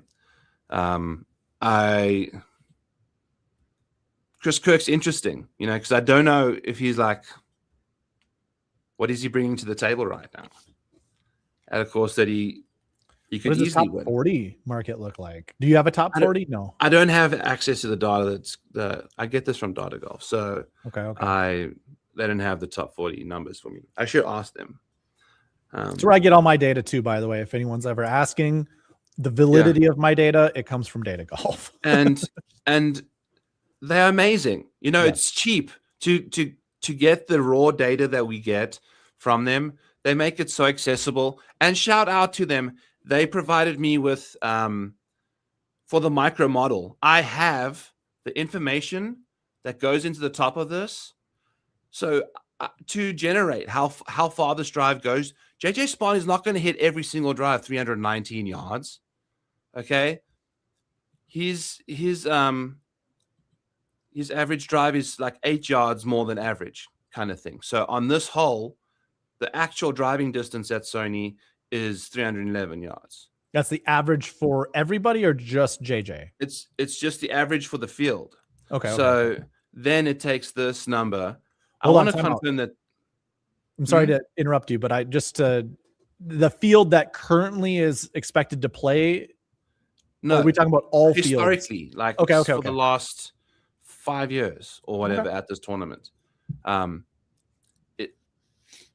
It doesn't seem right to me that it's 311, but I can't remember the first hole at Hawaii because we never get to see it. I always remember 10. I always remember hole 10. That's like the drivable ish. Yeah, it's like the drivable. That's what I thought hole 1 was. I was going to use that as an example in my nuances of source chain stats because of where the pin locations tend to be on that hole. But go on. Yeah. But yes, basically, we're not going to get stuck there. Like Russell Henley, you're not going to see him hitting a 313-yard drive very often. Like the rest of his other drives are going to be going normal. But you can see, okay, how far some drives go on these holes. Then the next 2 holes are hitting irons. People are hitting like hybrids and irons off on 2 and 3. They're not very driver-friendly holes. They're tight with water. So I'm not just using an average driver distance on that hole for that golfer. I actually have the actual yardage that they should be hitting it on that hole. So it's a micro model, and I've tried to go as microscopic as possible, like to adjust to the nuances of the courses. So shout out to Data Golf who gave me these numbers over here. Look at the fairway percentages on these holes though, 80% fairway rate. So you're not going to be using a lot of strokes gained out the rough on approach because they're going to be hitting out of the fairway 82% of the time for JJ Spahn. He's projected to be in the fairway 4 out of 5 times. So fairway approach numbers need to be in effect for him 4 out of 5 times. So it weights it that way for approach. And then it gives you a green regulation rate based off of that. And then you can see at this golf course, how many times are people hitting this green at this golf course at the Sony Open? 72% of the time. So based off of that, JJ is actually pretty solid. He gets 74% of the time. So you're going to use now strokes gained putting 3 out of the 4 times for that hole. Rinse and repeat for the next. So it's like micro diving into what you can expect on every single shot, which I'm sure you can see absolute flaws in, but I think it's pretty cool. I'm sorry. I've been told that your audio levels are very low on my stream. So Oh no. not your fault, dude. It's not your fault. It's how imagine... I'm displaying audio through my studio. So okay. it's my bad. And I'm assuming my people can hear me fine. Oh yeah, no. I think and they can hear me fine too. It's just Cool. that I had how audio is coming to me through the sound mixer that I have. It dilutes it because when I listen to music while I'm streaming, I don't want that to drown out everybody, but I also want to listen to it myself. So anyways, my bad. I'm so sorry. No. I like your micro model a lot. I want to ask you a question. You don't have to answer it if you don't want to, but do you manually enter this data in every single week for the new tournament, or can you just hit like a drop down of the tournament and then the data populates? Which data? The each hole by hole data. This stuff, because I don't see formulas in there. At the top? Are there formulas at the top? No, there's no formulas at the top, but the formulas are in. That makes sense to me. I see holes 1 through 18 with what, seven rows of data under each of them, and I don't see formulas in any of them. So I feel like that has to be either copy and pasted or manually entered. Yeah, I don't want everyone else to have all the stuff that goes in. Yeah. No. And I agree. I'm giving you props for putting in the manual effort. That's kind of what the whole purpose of. It's in my personal file where all the information has been manipulated. I just copy it and then paste it straight in. Beautiful. It's like 1 or 2 clicks. It's not like I'm typing it all in. I'm just happy to hear that. Trust me, bro. It would be model maniac malpractice to be doing that kind of. I'm just thinking you're behind the keyboard, just going. No, I don't have the attention span to do that. That's why I need formulas in my life. Yeah. And at some point, I might just have it hooked up. This is the most recent edition of it, so it's the most inefficient version. It will get cleaned up as we go. No, I think it's great. So I just like when I see this stuff, I personally kind of have like a sympathy for whoever's doing it, because I know the work that goes into initiating it, and then there obviously has to be copy and paste every single week. So you got to remember a lot of shit to do. So I'm just going to say, like, all of it, this is so much more impressive than the spreadsheeting that I've ever done. And I got off the spreadsheeting thing because I can't stand spreadsheeting. So I give you more props to continuing on with the spreadsheeting. While we speak about the next topic, we're just going to be going. Okay. Here is what the micro model for.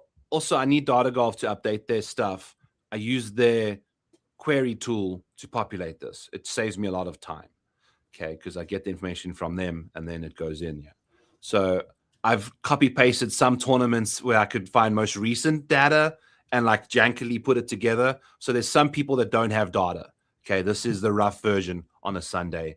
That's the next update. I need to have it so I can use my own data for this, but is what it is.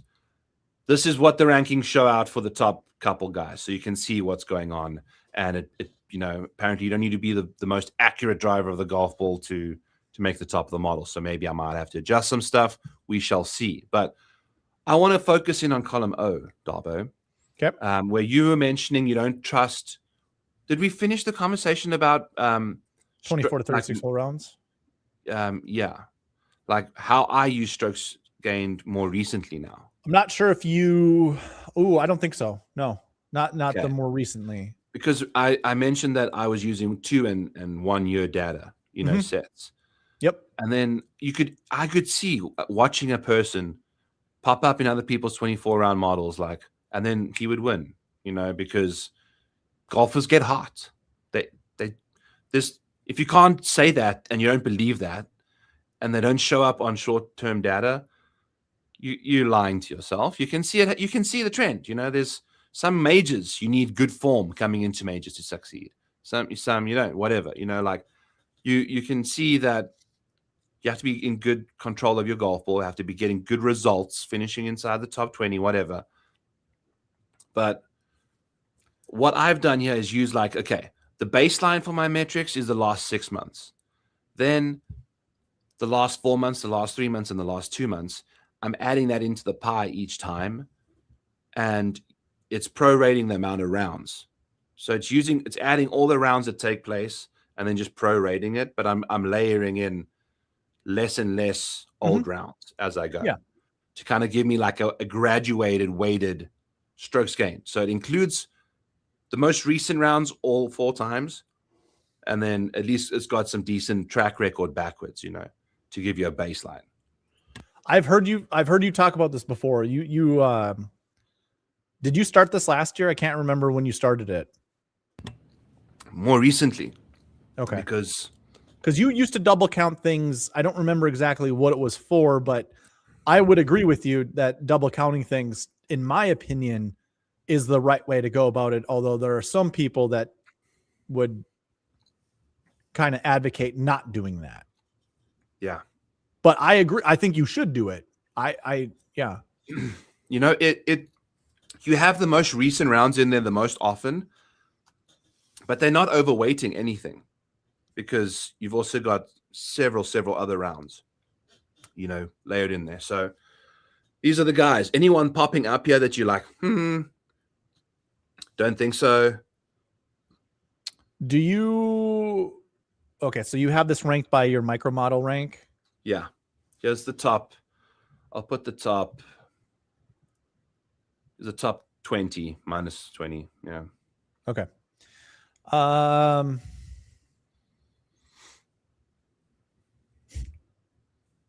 Colin, all the way down in 19. Okay, that is surprising now that I think that. And Because honestly, it's the putting and chipping, man. I almost would say there's a part of me, especially going into this new year, that I need to have a different perspective on golfers. And I think Colin Morikawa will get back to his elite form. So seeing him down there makes sense because of how terrible he has been playing. Yeah. But if you take these names away, if you looked at this guy's profile and say, oh, this is Luke List, no wonder he's over there. If I didn't know the field, and I haven't really researched the field that much as of up until now. So really, I couldn't tell you the golfers and their price tags, but I'd actually be.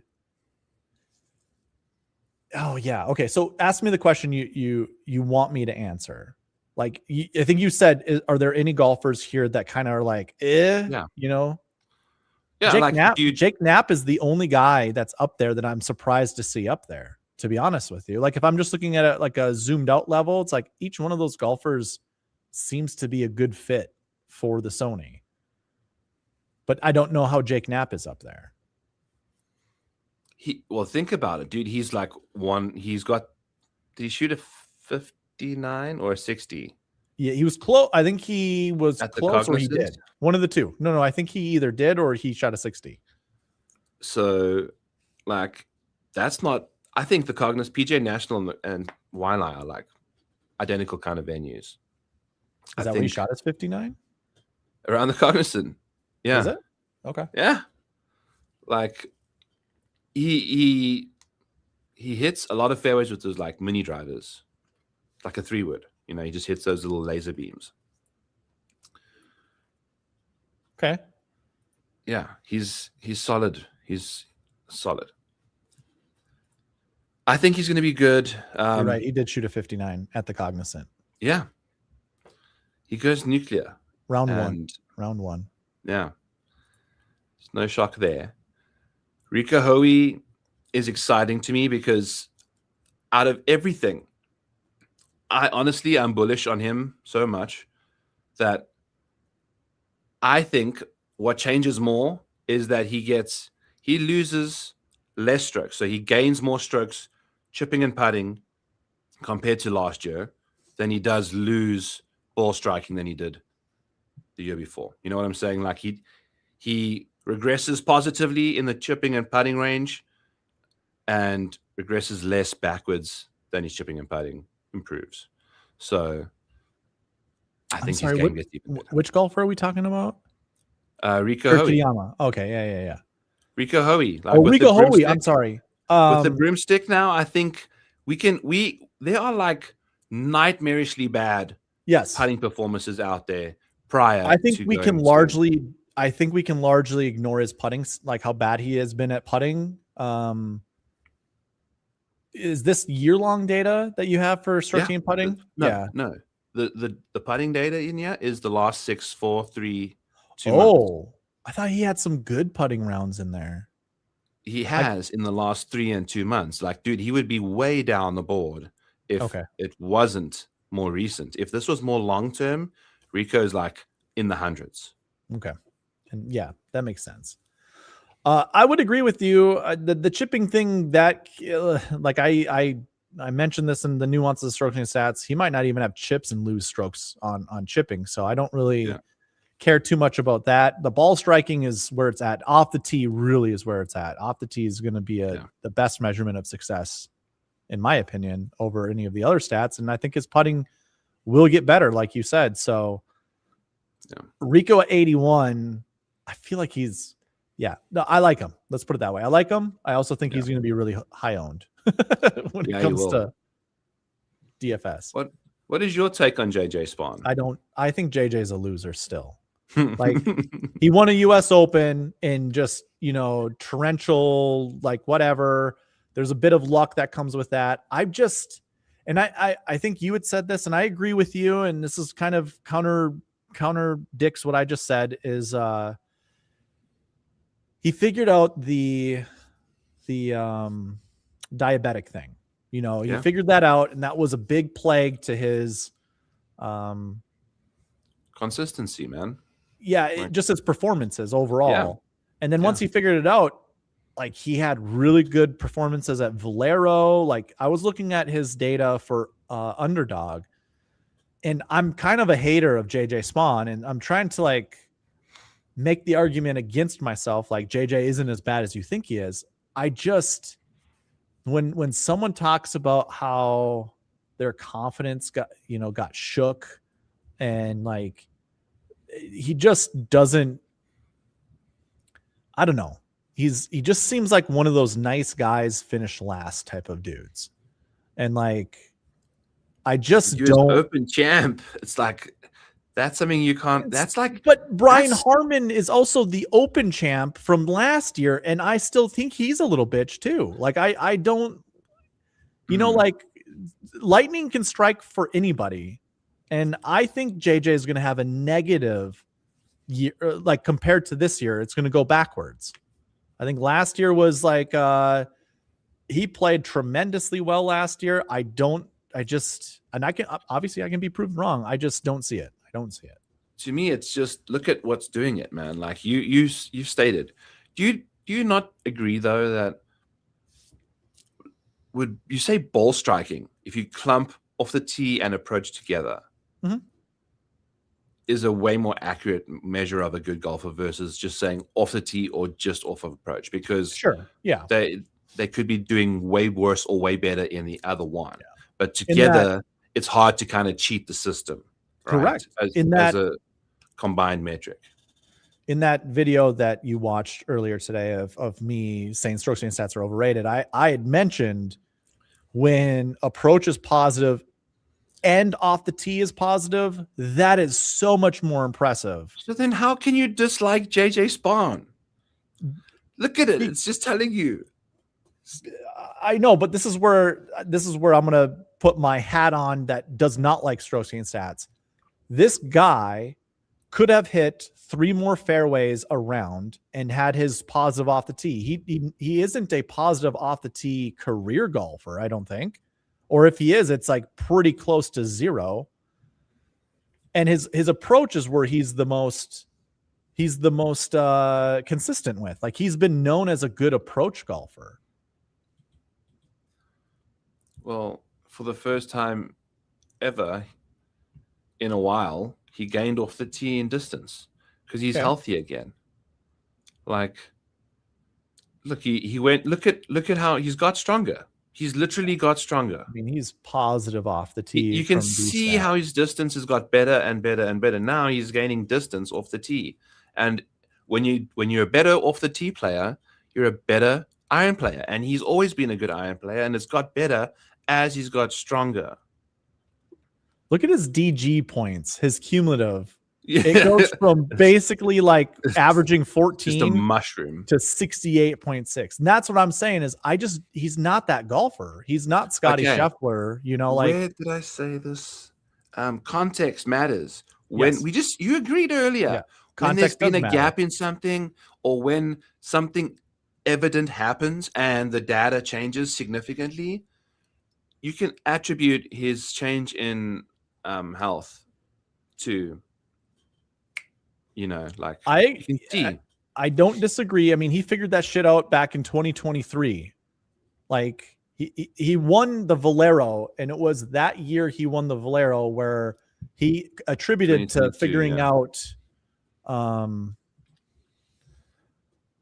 looking it up too. Where did he win?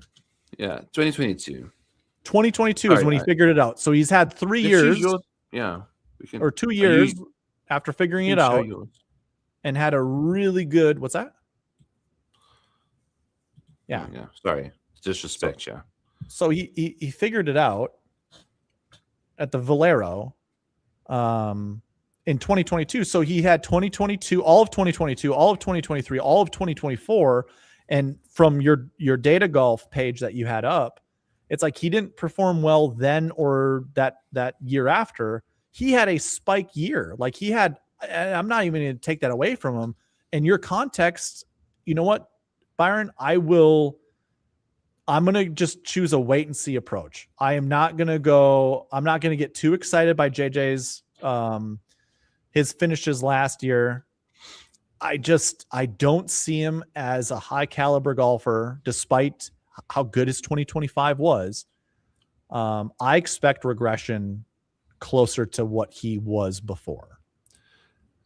I can see it. You know, there's an out. I would not be shocked if he regresses, you know. So I wouldn't be shocked if he also keeps on balling out. You know, I wouldn't say it's an absolute certainty one, it goes the either or. His career numbers versus his 2025 numbers are just insane. His 2025 numbers are amazing. So crazy. And this is my pessimism. I'm going to be completely honest. Like, I'll be real with you, Byron. You make a great case. I just feel like my golfer eyeballs are telling me that he's not as good as advertised in 2025. Oh, dude. His last finish is a T4. His first finish of the year was a T3 at the Sony. Like he's now connected the two magnets together. His last two finishes that are touching calendar-wise are top fours. So the Euro, you know, he finished T4, and to end the year, he was top 10ing like everything, top 25ing. Yeah, I mean, he almost won the Players, so like he had a crazy and year. He almost won the FedEx St. Jude as well. He would have had like 3 massive wins if it weren't for Justin Rose and Rory McIlroy. Yeah, dude. And Ben Griffin. Do you want to chat about Ben Griffin, Darbo?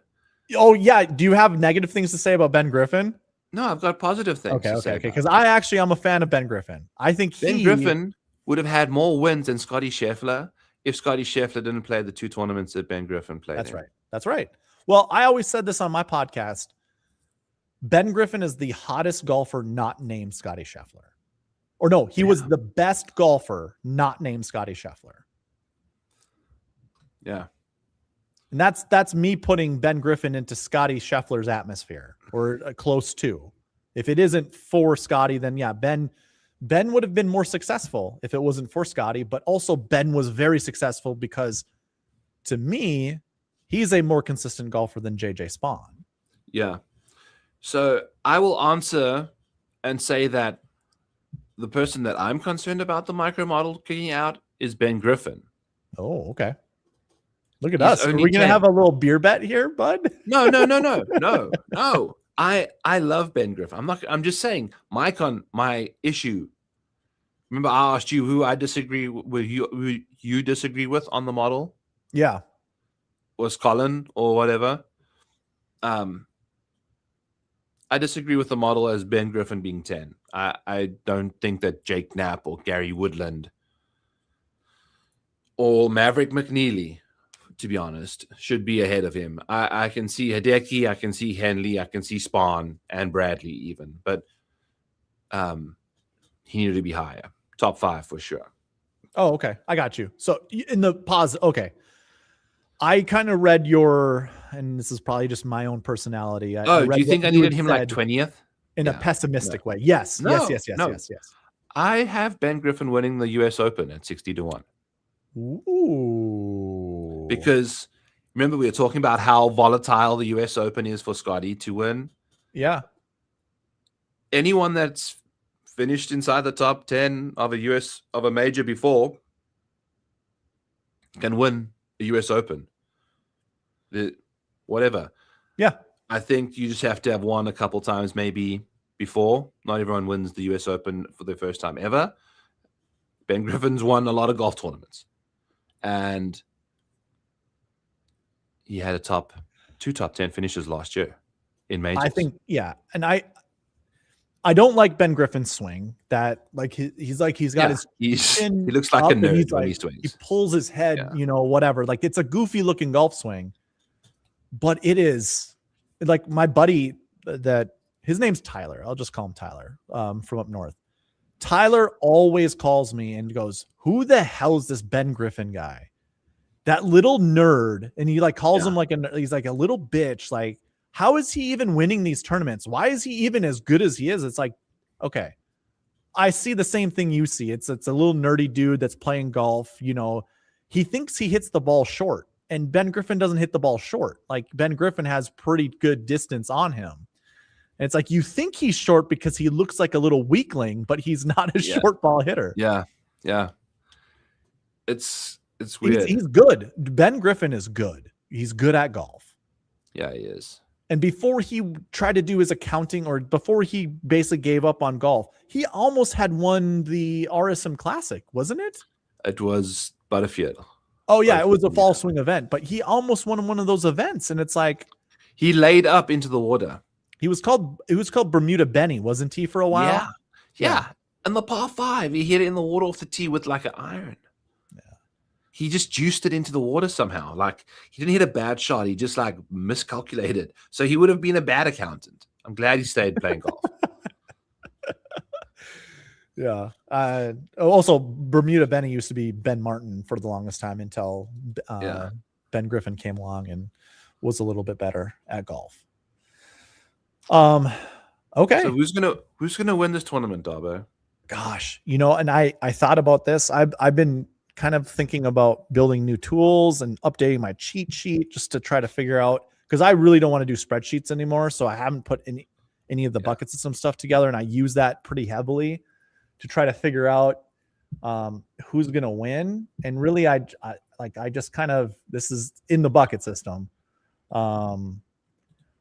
I was trying to look at golfers 9,000 and above. By the way, $8,000 golfers and $7,000 golfers have performed better than any other price point.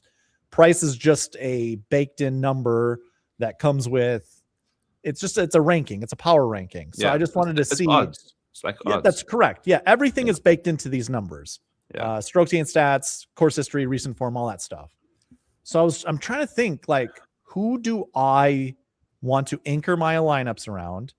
And then who are some 8K golfers that I really like? And so I guess to answer your question, oh boy, I really like Hideki Matsuyama. I have no idea what the odds are for him, but I think he's priced all right. Let me double check here. He's 20-1. Yeah, $9,700. Like, sign me up. Yeah. This is the time of the year where he's hot, and he's won this tournament before. $9,700 just seems too cheap. Yeah. All these prices seem so cheap. And I look at everything through a DFS lens, so I apologize about that. No. I was going odds. Let's look at DFS. That's totally. Why would I be looking at odds with you on here? Let's look at the DFS. You know what I'm saying? I'm being an idiot. So, yeah, the reason why I like JJ as well is because he just gets disrespected. Yeah. Like, yeah. You know, like, sure, I think this is the first tier of golfers here, minus Colin Morikawa. I don't like. Yeah. If you put them in any order, no one could really be that mad with you. I agree. You know, and I include JJ in that group, but I don't think he should be the bottom of it. I'm also kind of eating all the hype of Robert McIntyre. Everybody talking about how good, or like what Bobby Mack wants to do this year, and like I'm kind of feeding into it. Like I'm taking in all the hype, and it's affecting how I think about Bobby Mack. He is he's in 1/4 of my best ball teams, which is you get 1 in 6 chances to pick someone basically in the first round. So you get a 16% chance, you know. I got 15% Scotty Scheffler. So I'm negative EV on Scotty. But it is what it is. I did get in $150 entry, 3 of them for the Mayo Classic. Yeah. So I didn't, full disclosure, I'm not in Scotty lineups. No. Okay. I'm not in in the scrambles. I never managed to get all my lineups in there. What budget I had reserved for that, I went in on the bigger contests because I needed my Waffle House experience didn't go as according to plan. I fell behind the 8 ball quick. Okay. So I ran out of power. I only got like four drafts off before my laptop died, and they stopped serving me coffee. I almost threw up. In the Waffle House because you were sick. No, I'm just sitting there minding my own business. Some other guy comes and sits between me and another guy, and he must have the worst dental hygiene I've ever. I hate that. Ever. Dude, and I had to sit. I was like, I dry heaved. Like I was trying to speak to him and I just kept smelling it and I just like dry heaved. That's disgusting. And I had to like lean back and hold the coffee like in front of my mouth, like to like barrier the smell and just smell the coffee and hopefully it dilutes it. And it was just horrible. Then I was at Starbucks. Life was good. And that's where I got one of my 3 lineups was a Scotty Scheffler lineup. The other 2 were Ben Griffin lineups. That's really good. Are you excited about that or no? Absolutely thrilled. Okay. I would have gone with that as being my best alternative because I got the 1 pick, the 2 pick, and the 2 pick in $450 worth of contest. You know, and that's great. Yeah, I'm so pumped because I've done 3 drafts. I kind of want to show you my drafts at some point in time. We don't have to do it right now. Do you want to do one, dude? Let's rip a draft. We can do one. Yeah, I have it. My channel is a best ball channel, so this would be perfect. I have it up. I am a low stakes player, Byron. So I am going to enter got the Dog Dominator as well. I'll pull up. Yeah, you pull up the Dog Dominator on your side, and then I'm going to use my tool on my side. Okay, I will let you know. Can I split this? I wonder. Let's do that and this, but I want this to be actually skinnier.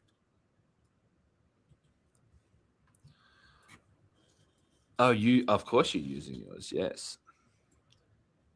Just to show people, oh, we're filled and we're drafting. Holy shit. And we go.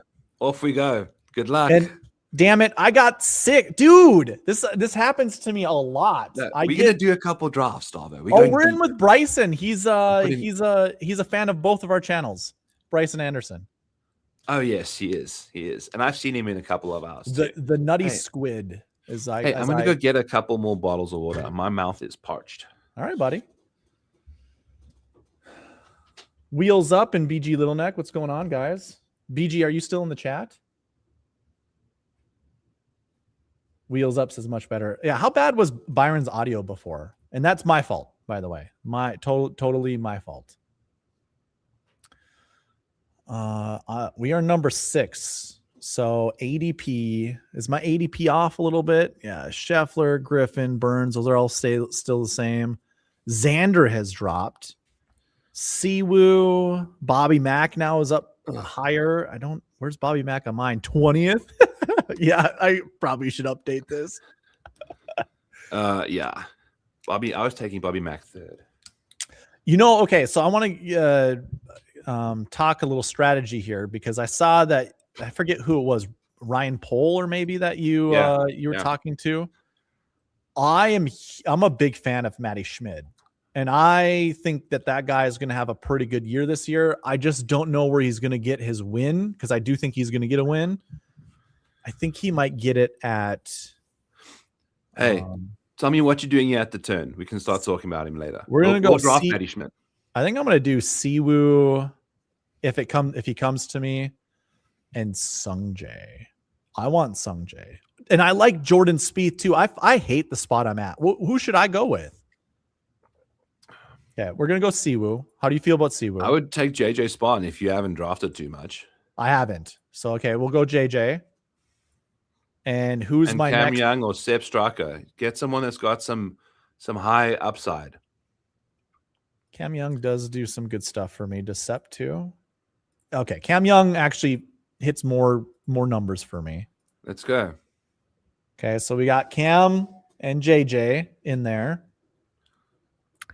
I have 0 JJ. So this is going to be good for diversifying my portfolio. JJ is playing the Sony. That's right.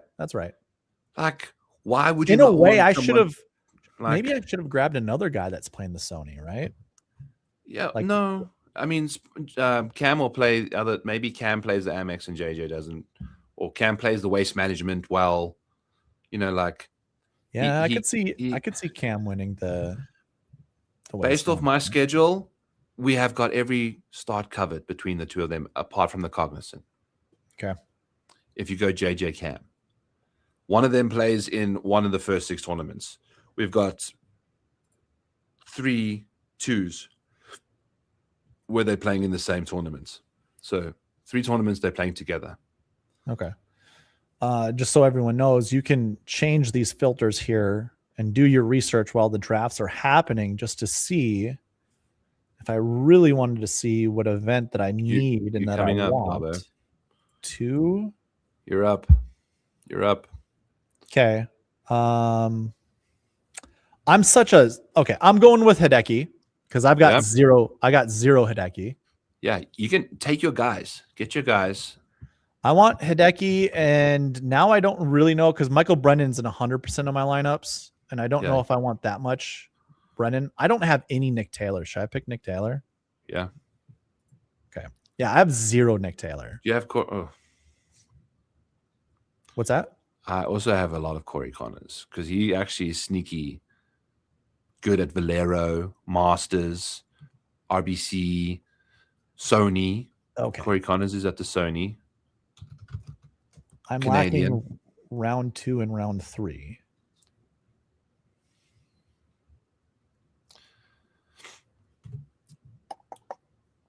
Yeah, usually you see like the little holes on is like in column 4 all the time, eh?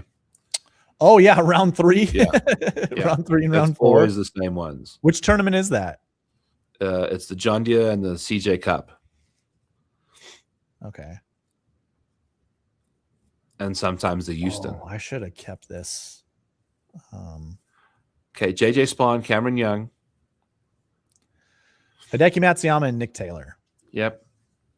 Who are you going with next? Razorman, I think.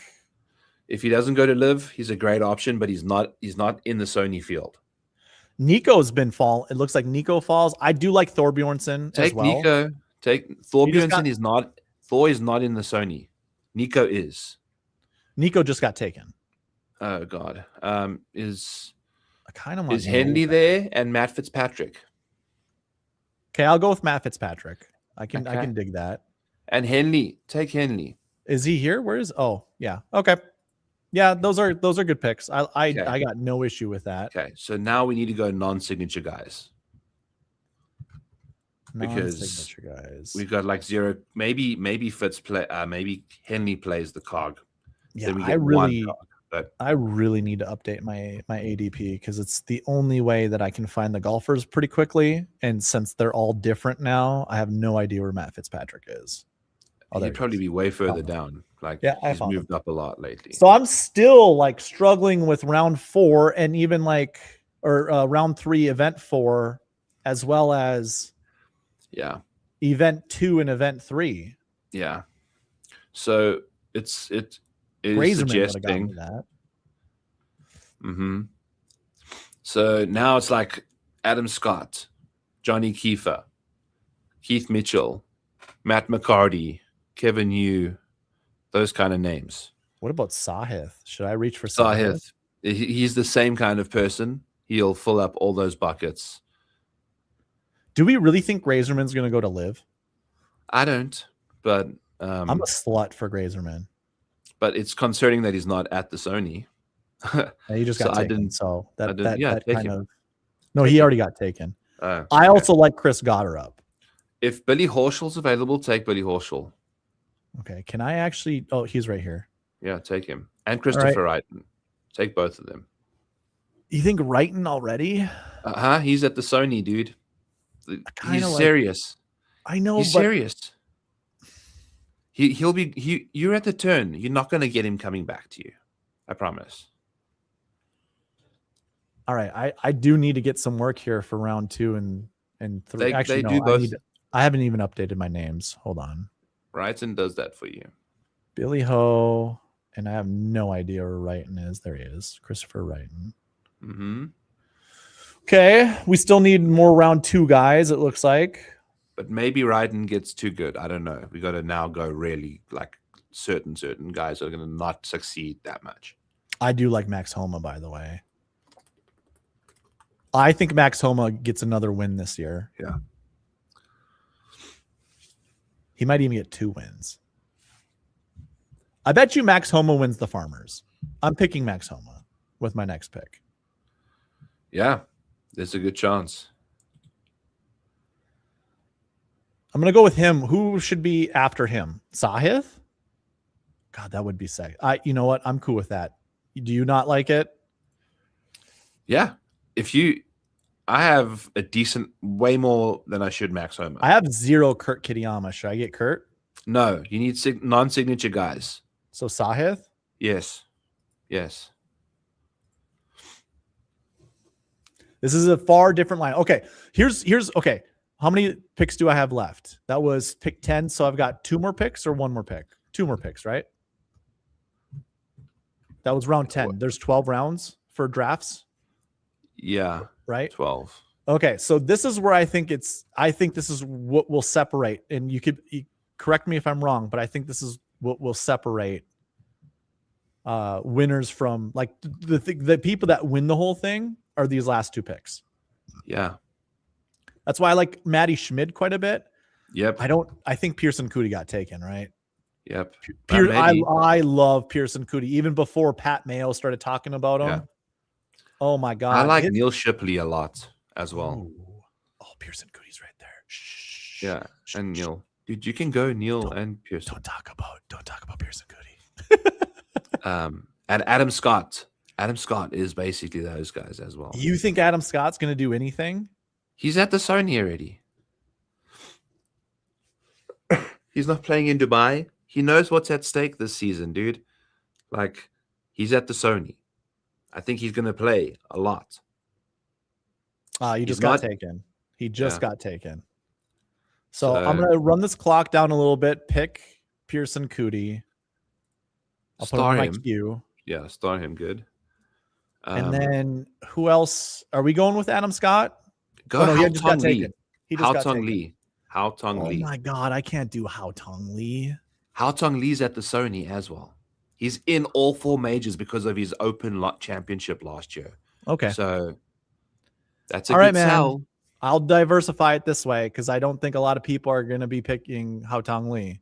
I've taken a lot of Haotong Li, trust me. All right. So I wasn't showcasing this that well because I was talking mostly to you getting your. I'm sorry. I No, overtook no, no, you. no, I no, took no. over a little I bit. wanted that. But I wanted your lineup to have a chance to like. No, I need to update my ADP, and I apologize for people watching, seeing me struggle to find golfers on here. There's Max Homa. Darbo. Obviously, his ADP was better, but I just want to Darbo. see. What's up, bud? This is a 20-second draft, dude. It goes by so fast. Like, let's rip a couple more. Do you have time? Sure. Let's go. I'm done drafting, so I want to live a couple through you. Okay.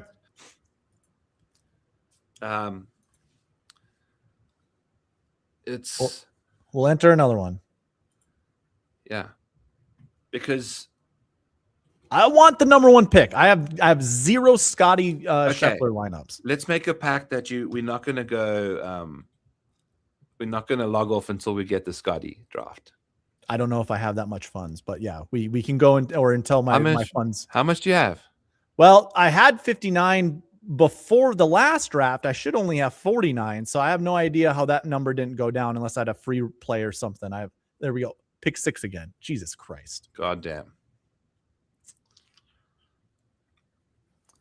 So this is what it looks like. Hey, chat, we won between the Chargers and Haotong, baby. Let's go. Death taxes and having no cognizant golfers. Yes. FK Coolers, you know the deal. Which event is cognizant? Event 7. In round 1? Yeah. And if you recall what we were trying to do in the last draft, you kept trying to click names that aren't going to be playing that tournament. Which are the good golfers. That's your inclination, is to click the better golfers that will not be playing the cognizant, and then you don't have 6 guys playing there. You know what though? I'm just gonna draft the best lineup that doesn't need a cognizant start. That's how it's gonna happen. Okay. I like that narrative. I wouldn't draft every single 150 drafts like that, but no, I wouldn't either. I'm totally cool with that kind of do you want to just draft a full signature event team? Maybe. Yeah, help me out with it because I honestly haven't done a lot of research. I've used this tool once I built it. That's my 3rd draft that I did is after I built the tool. So I'd done 2 just to get my feet wet, and then I used the tool once, and you just gave me the 4th one. This is now my 5th one. Okay. So go Cam Young and Tommy. Cam Young and Xander. And I don't mind Xander. I like Xander. I also think Xander is going to get a win this year as well.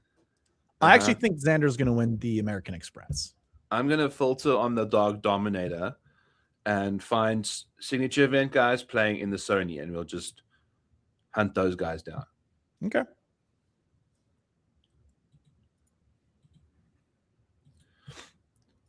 Chris Gotterup is playing the Sony.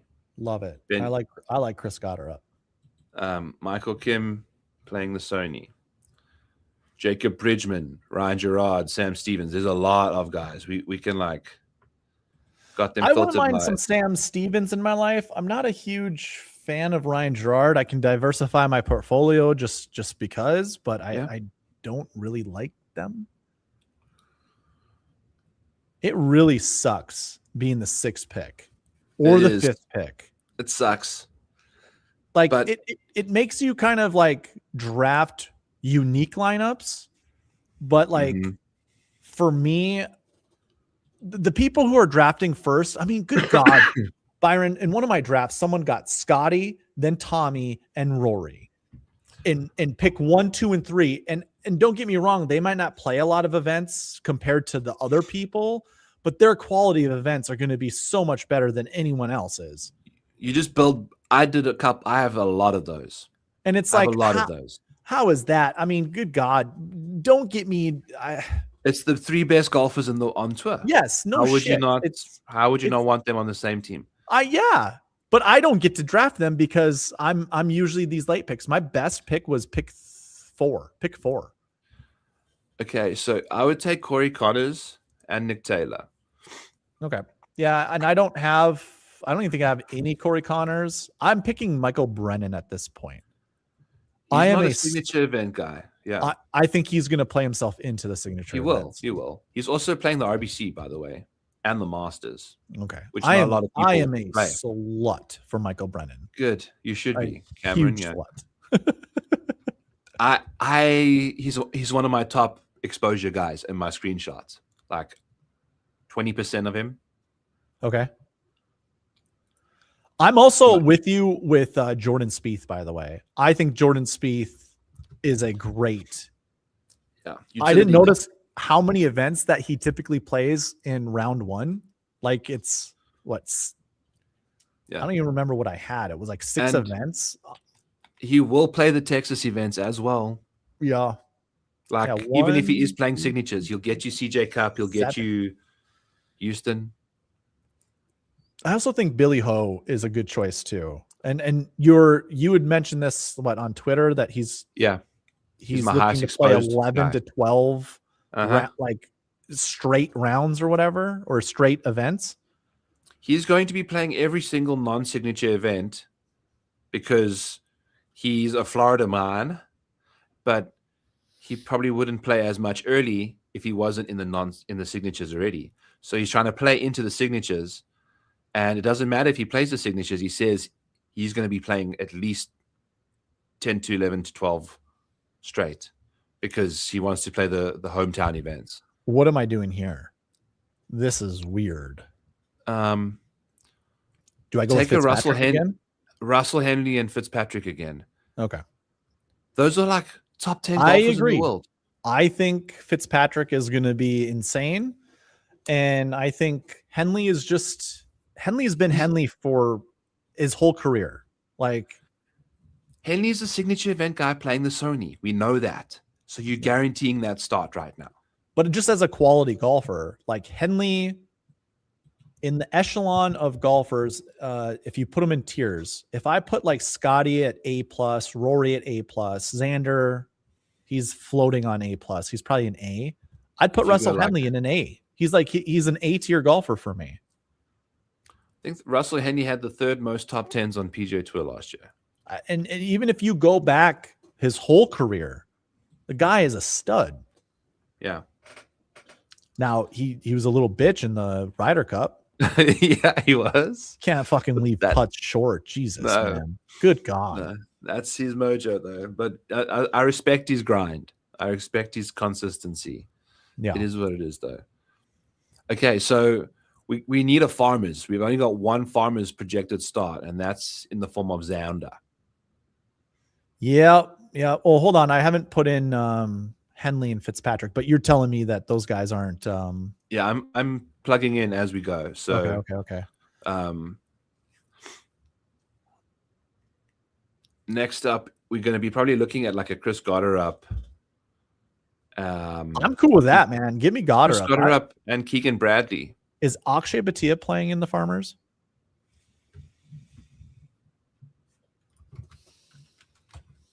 No, I don't have him projected to play there, but I can do Gotterup. Oh, Gotterup was already taken. Okay, anyway. Keegan will be playing. Keegan plays the Farmers. What about Cantlay? He has dropped so far right now. He doesn't give you volume, man. I know, but if I'm looking for quality starts and is he gonna play the Farmers? I don't have him playing the Farmers. Okay, Johnny Kiefer was just taken. So who's my first guy is Colin playing the Farmers?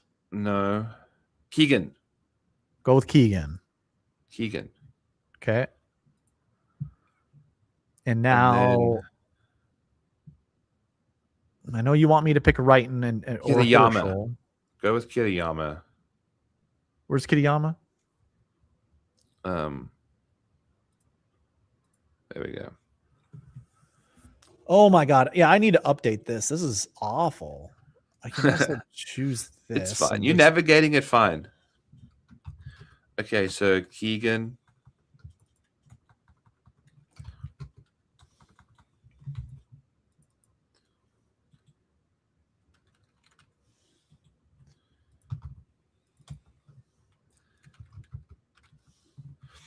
Still need farmers, man. Harris. We're going to have to get a Harris English. Gross. He's going to defend, right? I know, but gross. Have to go Harris.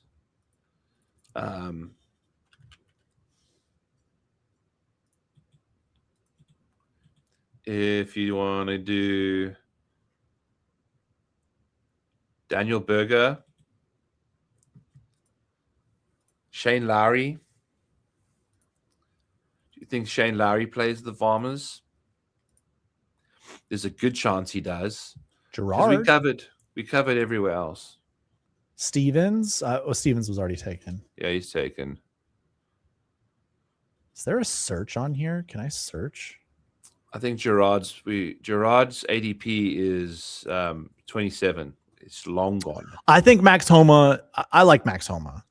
Yeah, you are now not in signature events. You've completely gone off the narrative. We were just drafting signature event guys. Remember? Okay. I'll follow what you say. If you want to fix your roster and be more competitive, Max Homa is going to fix a glaring hole. I'm going to do the one for Max Homa. That's fine. You can do whatever, dude. Then we can go back. So Harris English, Dude, I would go or Victor Colin Morikawa. No, Harris.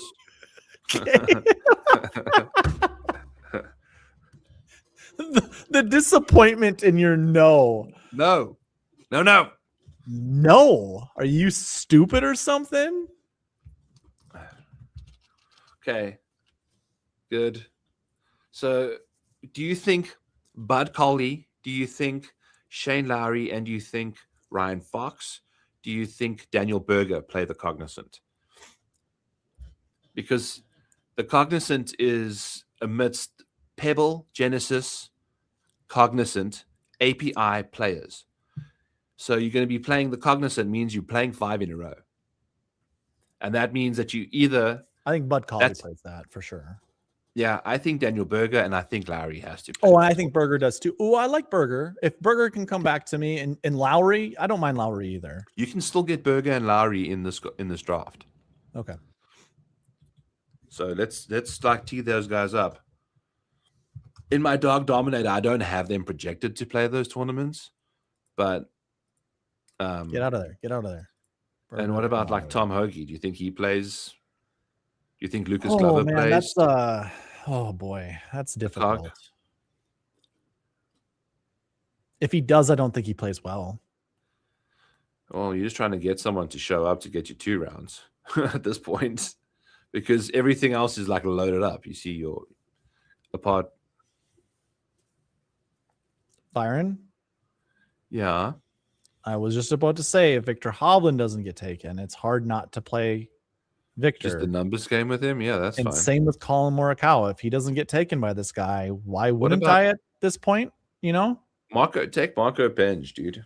Oh, I like his swing is very sexy. Take him. Okay, thank you. Thank you, whoever just picked him. Thank you very much. Yeah, that saved me the embarrassment of being on a draft with someone taking Colin Morikawa.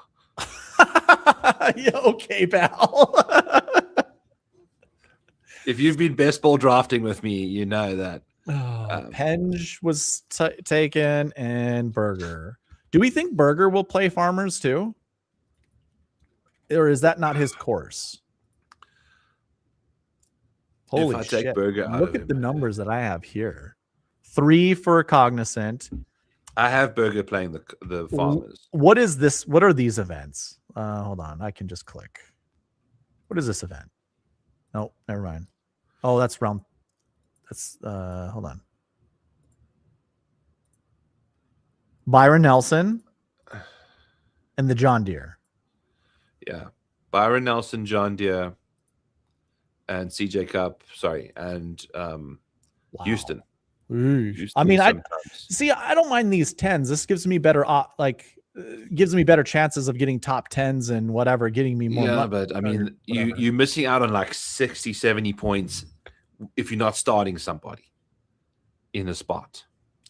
Yeah, not a huge fan of not seeing 6s across the board for most of these events. Well, that's the thing. This is proving how hard, and I'm using the tool to try and get us the best, signature event team. Okay. It just shows you how hard it is. All right, let's do another one. Fill the schedule. Do you want to do one more? Who did we pick last? Oh, I thought I did. Oh God. How do I get there? Just go drafts. Completed or active. Go completed. Yeah. My last pick was what's his face? Yeah. Not that one. Not that one. Burger. Penge and then Burger. Penge and Burger. And Harris English. Max Homa. Penge. I mean, not terrible. Obviously, the cog is a disaster. I think it's going to be. I'm curious. I'm curious to see if the winning lineup has the Cognizant Classic 6 for 6. These $10 are not getting taken out of my account. I don't know what's going on with Underdog. You should just enter a big scramble. Oh yeah, just to see if it'll let me. This will probably be my last one, Byron. Hey, we got pick number 2. Okay. Who do you want to take? Who do you want to leave this draft with? I have 0 burns in my lineups. No, man. Don't do burns? Then Ben Griffin. Ben Griffin all day. Yeah. All day. Yeah, Ben Griffin. Good. It's nice to hear that Michael Kim was like, nah, Ben Griffin will play golf. And the whole marriage narrative, I don't know, man. Yeah, and Ben Griffin he showed up to Hawaii, dude. So,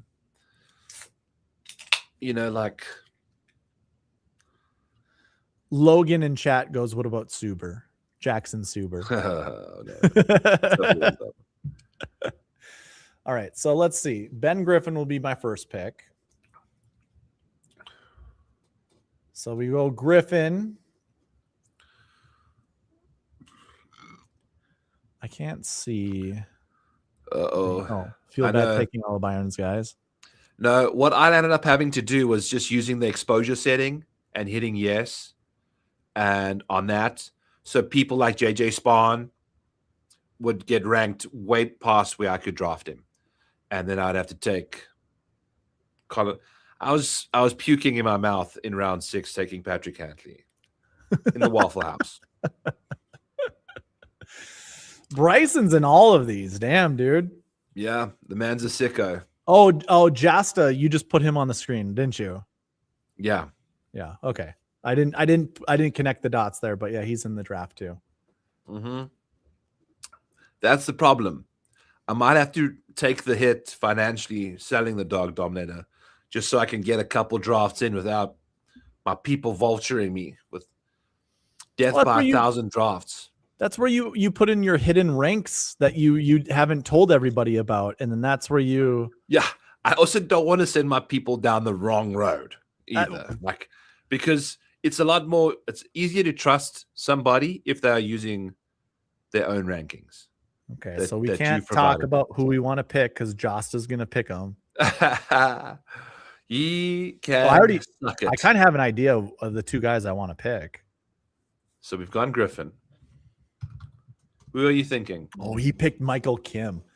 I want Fleetwood, Spieth, and Sungjae. Like, I understand Cam Young is there, but and JJ is there. Got Cam. Yeah. Take who you want. All right. I think Sungjae will have a bounce, whatever, and then I'll see who falls to me from here. I've got ideas of who I want. So where the fuck is Sanjay? There he is. Okay. Oh Jesus! I think it's Tommy. Fleetwood. Yeah, it's Fleetwood. Well, the perfect part about this lineup, Ben Griffin and Sungjae Im. Okay, the total starts you have in round one with that lineup: Ben Griffin, Sungjae, 11 total projected starts across the first 7 tournaments. Add Tommy Fleetwood, you've only got 13. Yeah. Okay, but if you clicked any other 2 names instead of Ben Griffin and Sungjae Im, I would suggest that you're not getting close to 11. Yeah.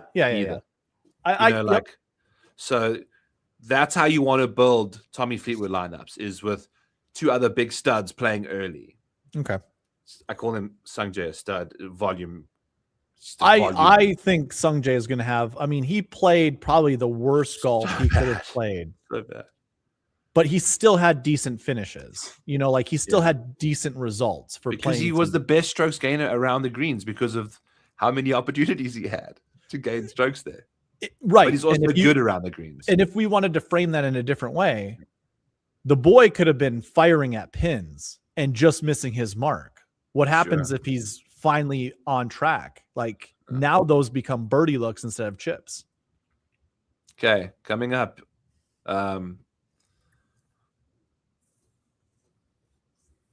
I think Taylor Pendrith. I can't say anything because Josta is going to snipe the guy I want. Yeah, I guess Josta. I got an idea. Rico Hoey. Yeah, let's go. I wasn't going to say Rico's name was Josta, right? Nice. But Josta, if he's been watching my stuff, he knows. Or using the dog dominators, just begging him to take us. He went Pendrith and Oberg. Okay, now do I go? Go Nico. Go Rico. Okay. Nico. My question to you was Gerard or Nico. So yeah, I agree. You and me will have so many Rico lineups. Rico. Okay, I like the sound of that. I didn't even put those things together. Yeah, you take them there at the 3-4, the 4-5. Sorry. Okay. I've been doing a lot of. This is so much more well-rounded, like for projected starts. Oh yes, compared to the draft that we just did before this, it was a not to do draft, but you can use that as content. The last 2 picks in this one, though, Byron, I want to get real different. I want to grab golfers that aren't getting drafted a lot, that have high upside. Cool. I need to get some kind of, whatever. All right. I have an idea here too. Okay. So you've got 2 cognizant starts with Rico and Nico, potentially. Sungjae could potentially could play. And Ben Griffin, who the hell knows? Maybe he plays. I don't know. Who the hell knows? But we've got 2, let's say, quite safely. 2.5, 3. Jacob Bridgman is just a guy I will never choose. I just don't care. He's a volume click. Okay. An innings eater. Okay. You think Russell Henley plays the cog? Yes. Well, that's a nice way to get him in. I still want Grazerman. That was just taken. Okay. Well, that helps me choose Henley. I'm a slut. I don't understand why Henley's like. Why is I don't Henley understand it either. Is Henley below Bridgman? Why is Henley 4 rounds too late? Yeah, for sure. It's just I have like 22% Russell Henley. I just like, and would have had more Fitzpatrick if I had more drafts in me. I would have said Aaron Rye here. And no, I mean, who would you want? Aaron Rye or Matt Fitzpatrick? Fitzpatrick. Just take the best golfer there too. Fitz is like, now we go for volume after Fitz, because Fitz is also, what is he doing going over here? He's a top 10 golfer in the world, man. Like, he should be going well before Sungjae.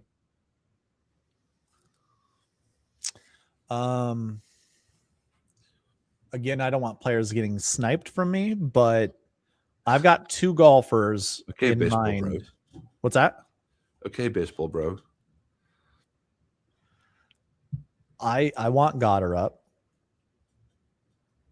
I want Billy Ho.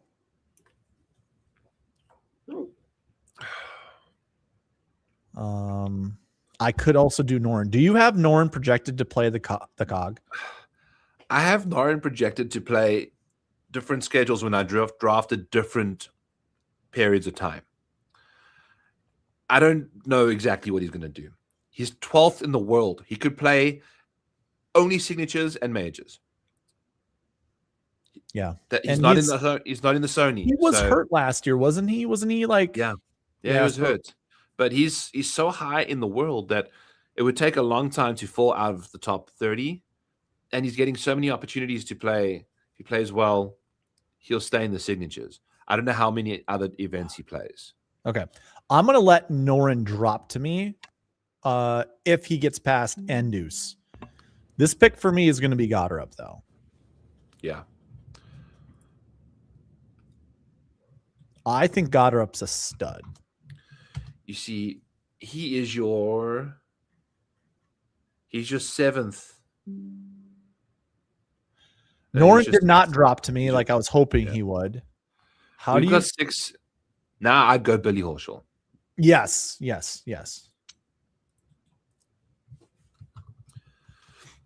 Because we leave this draft now with 3 holes to fill at the Cognizant, and we have 3 picks. Everything else is 4s and 5s. And this is my safety Cognizant schedule that I'm looking at. You've got 4 guys projected there. Sanjay could be playing. Yeah. Goddard could be playing. We know Billy is going to be playing. You just like. Yeah. I feel safe with Billy. Now we go with guys that we are certain play the Cognizant, because they'll be playing the other events as well if they're playing the Cog for sure. Like, I'll just rattle off a bunch like Vince Whaley, Sahith Thagala, Matt McCarty, Neil Shipley. I thought about Matt McCarty. Neil Shipley, Chandler Blanchet, Keith Mitchell, Johnny Kiefer, Adam Scott, who is the Terminator of golf. Dude, okay. Does Bud Colley play the Cog? No, you see, when it's coming to Cog, the moment you're a signature event guy, the likelihood you play the tournament just gets like slashed. Okay. So I just try and improve the certainty that they do start. It's just I don't know who to pick here. Christopher Wrighton. We think he's going to play the Cog? Yeah, he showed up at the Sony. He's not technically in the signature events right now. Okay. All right. And if not, he's like absurdly. If he starts playing into the SIGs, shoot, then that's a bad problem. That's a good problem to have. Go with Sahith or Pearson Coody. Yeah, I think I want to go with Bailey. Shoot. Gosh dang it. I do want Sahith. All right. So my last pick. I got 1 pick. This is going to be just a guy way off the charts. I think I'm going to star him. I'm going to star Dunlap. Okay. I'll star Zalatoris.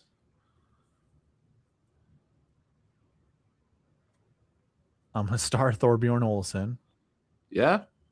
I've got a bit of him. Aaron Rodgers is yeah, right. Oh my God.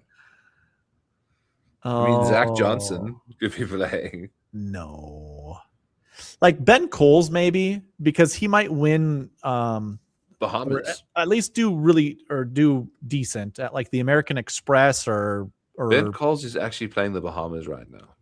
Oh, is he?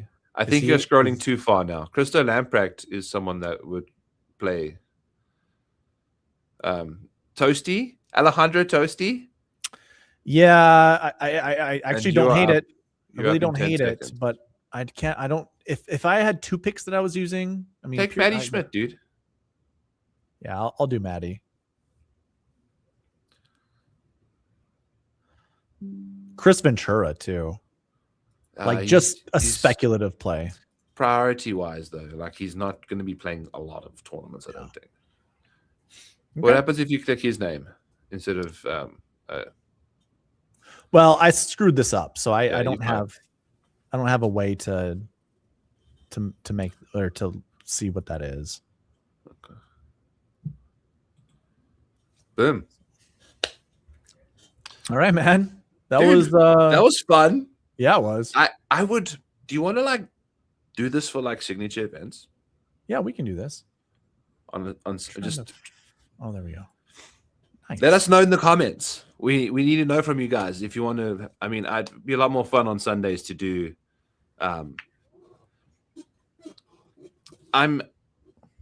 Before we sign off, Juster, I have too much ego. I'm scared. I was expecting him to hit the ground running in Hawaii, rattle off 7 tournaments in a row. Him not showing up with the live rumors or whatever. 1+1. I'm not saying there's an equals yet, but there's a couple more pluses still to come. But the sum is getting high early, and I don't like that. So I need to start from him on PGA Tour soon. Until then, I'm out. I don't want my good friend to only have so little drafts. And after all, I want to be the reason why he wins. So hell yeah. Yeah. So we can. Let's go, Hartman. This was really interesting and insightful golf talk. And this one was specifically targeted to that in particular. You know, like if we want to do maybe like a non-signature event, we can have it more intensive like this began. And then I think the SIGs we can like really focus more in on who's playing that week and really like hone in on some stuff about them. Yeah, I'm definitely down for anything. I mean, I'm a single dude, man. I don't really have commitments and stuff like that. I can come online whenever you have the time to do so. And it's always good to bounce ideas off of people. Like it's a thing that I've learned the most in life is, you know me, I'm very opinionated. I'm always think my opinions are the best opinions, which obviously, you know, like I've been wrong plenty of times to know that my opinions are never always right, you know? So yeah, it's good to get different feedback and different information from other people, especially a peer like yourself. Like I value everything that you bring into fantasy golf, you know, that just golf in general, I guess I should just say golf. I was trying to make it more specific, but you know, you and I talk about golf a lot, not just fantasy golf, not just betting, not just DFS or whatever. So yeah, I've always wanted to do this. This is our first pod together, right? Or did we do one before? I've had you on. We did the Dexter thing. That's right. Yeah. I still have backdrops for the Dexter one. Yeah. Well, you're using it almost right now. Almost. Right? Yeah. In all reality, this is what I was hoping that my studio would look like. Not so much all the shelves, but definitely the lighting that comes from it. And instead, I just have a green screen behind me. So this will be a fun way to maybe incorporate a bit of the shows as well, Darbo, since you can do the week-long drafts. I wonder when Underdog will drop those. I'll get back to you, Scott, on Adrian, but I wonder when they will drop the contest. Is it up right now? No, I don't think so. Is it under drafts? Yeah, PGA, nothing yet.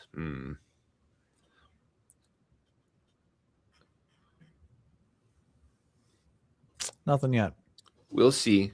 But that would be a fun way to kind of also, because I can't obviously do them unless I'm out of Iowa.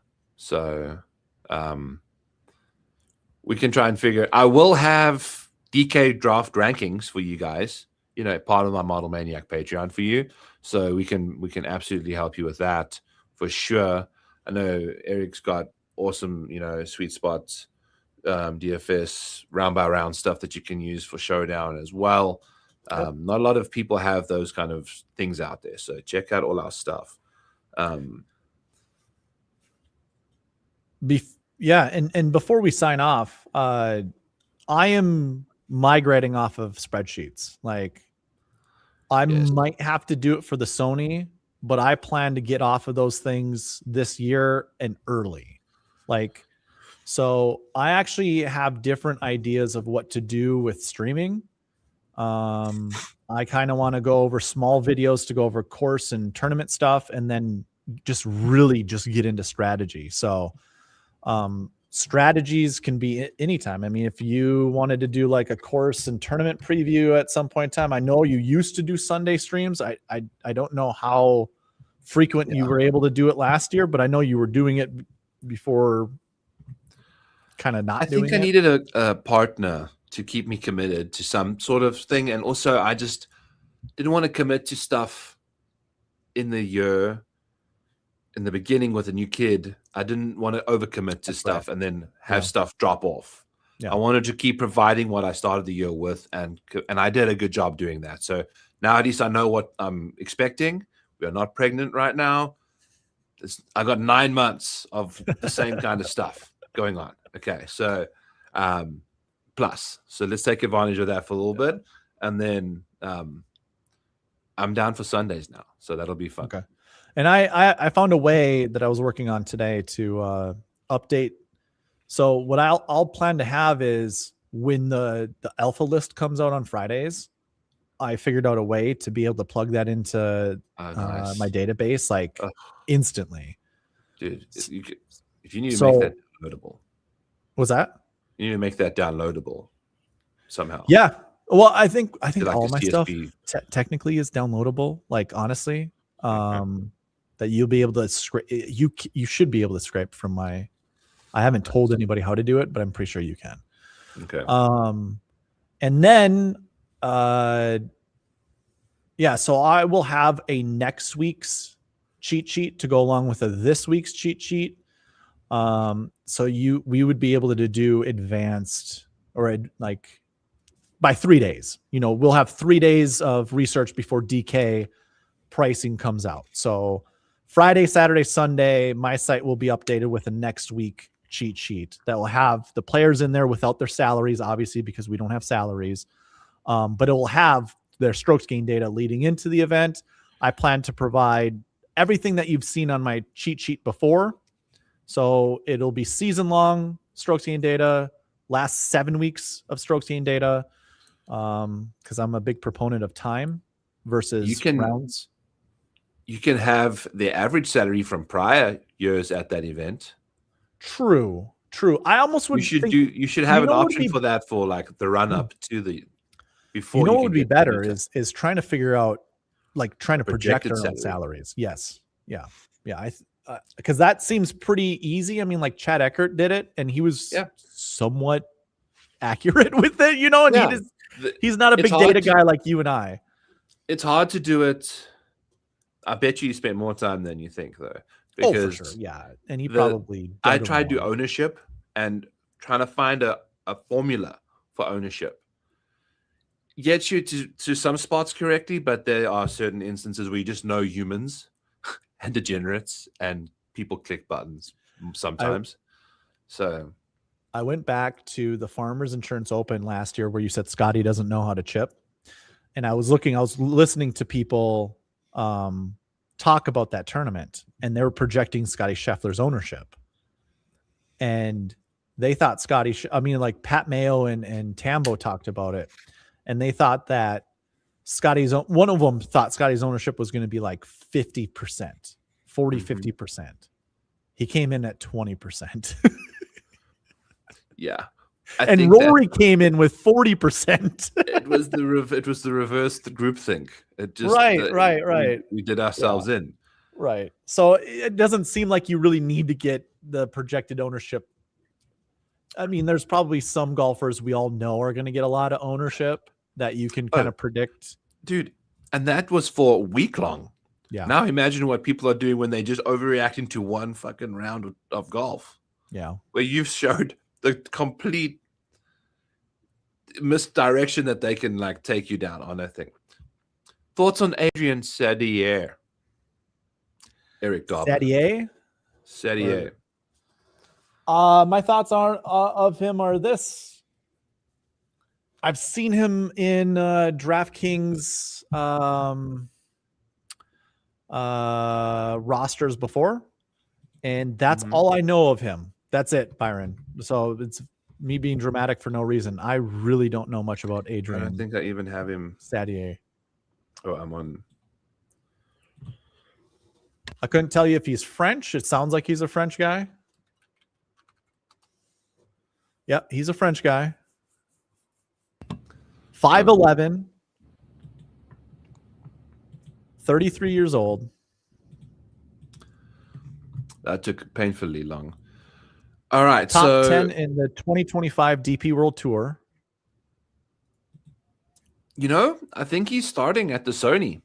So if you're drafting him right now, I don't hate it.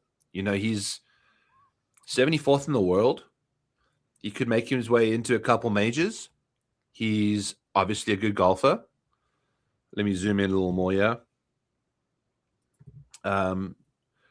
He's going to be one of these muley guys. I don't think you're going to like get tons of signature starts from him. Maybe you do if you like his upside, but I don't know. I think he's a good click. He's got starts projected, so that's good. You're not drafting somebody that's dead. And he's obviously a good golfer. Shout out Grayson Murray. He's on the you could literally draft a team with Grayson Murray. Really? Yeah. So I just put the two and two together. Yep. All right. Yeah. So that's what's going on. Anything else, Darbo? The only other question I had for you in the in this whole agenda, what does it say? I know we're 3 hours in the show, but did we get to a $6,300 cam? Hey, you know what? It is Australia's summer, and we know how Australians play during this time of the year. Yeah. Yeah. You should probably have one Australian in your lineup.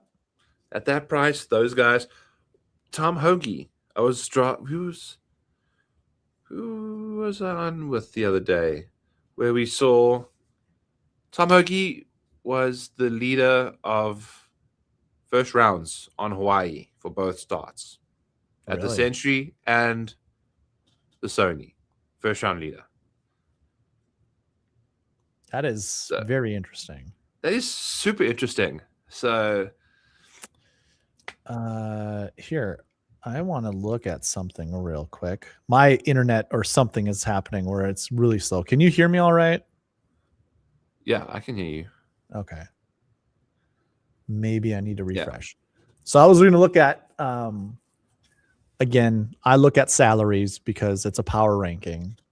And I understand that Tom Hoagie and Cam Davis are, you know, they're names. They're names that have done well in the past. Obviously, they both are winners on the PGA Tour.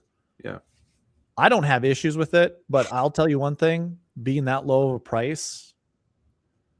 And I know we should talk about names instead of price tags, but their price tags just are never going to show up inside the top 10. But if you need like a cash game lineup, I guess either one of them are fine. Cash. Well, I suppose that technically that wouldn't be cash, but if you're looking for a top 40 or a top whatever, I think maybe then that's okay. But if you're trying to win a GPP, I wouldn't put any of those guys in your lineup.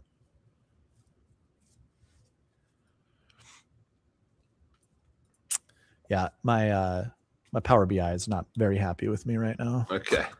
That sounds like a good time to call it.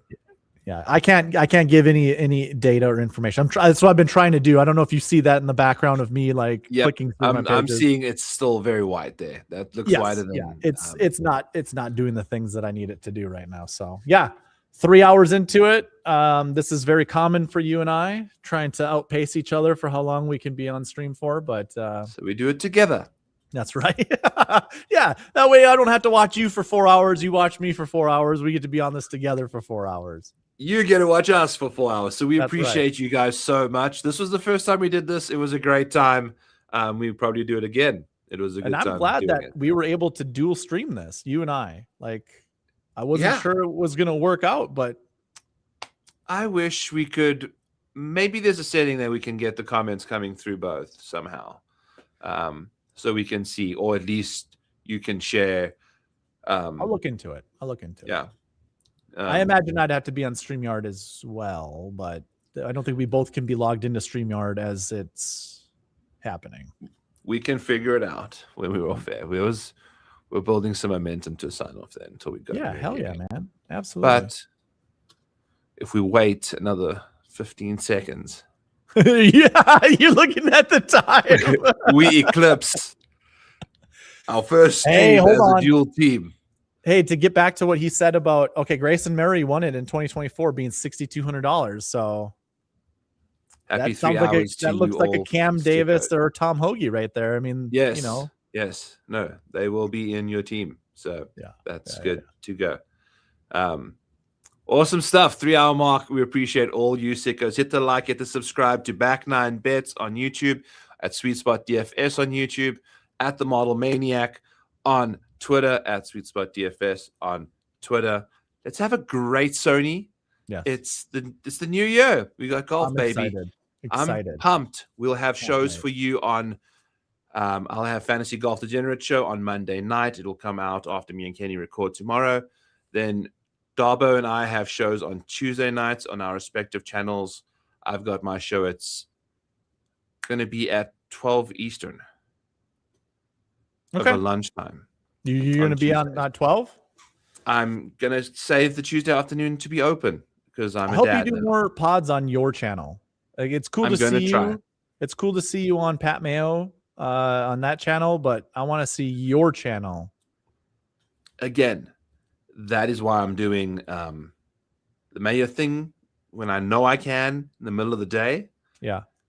Then if I get a gap with a kid, I'll do like a late night, more like loungy thing like we're doing here on this channel. Yeah. Be a bit more fun, do this more twitchy than like action-packed power information, which has been a lot of fun.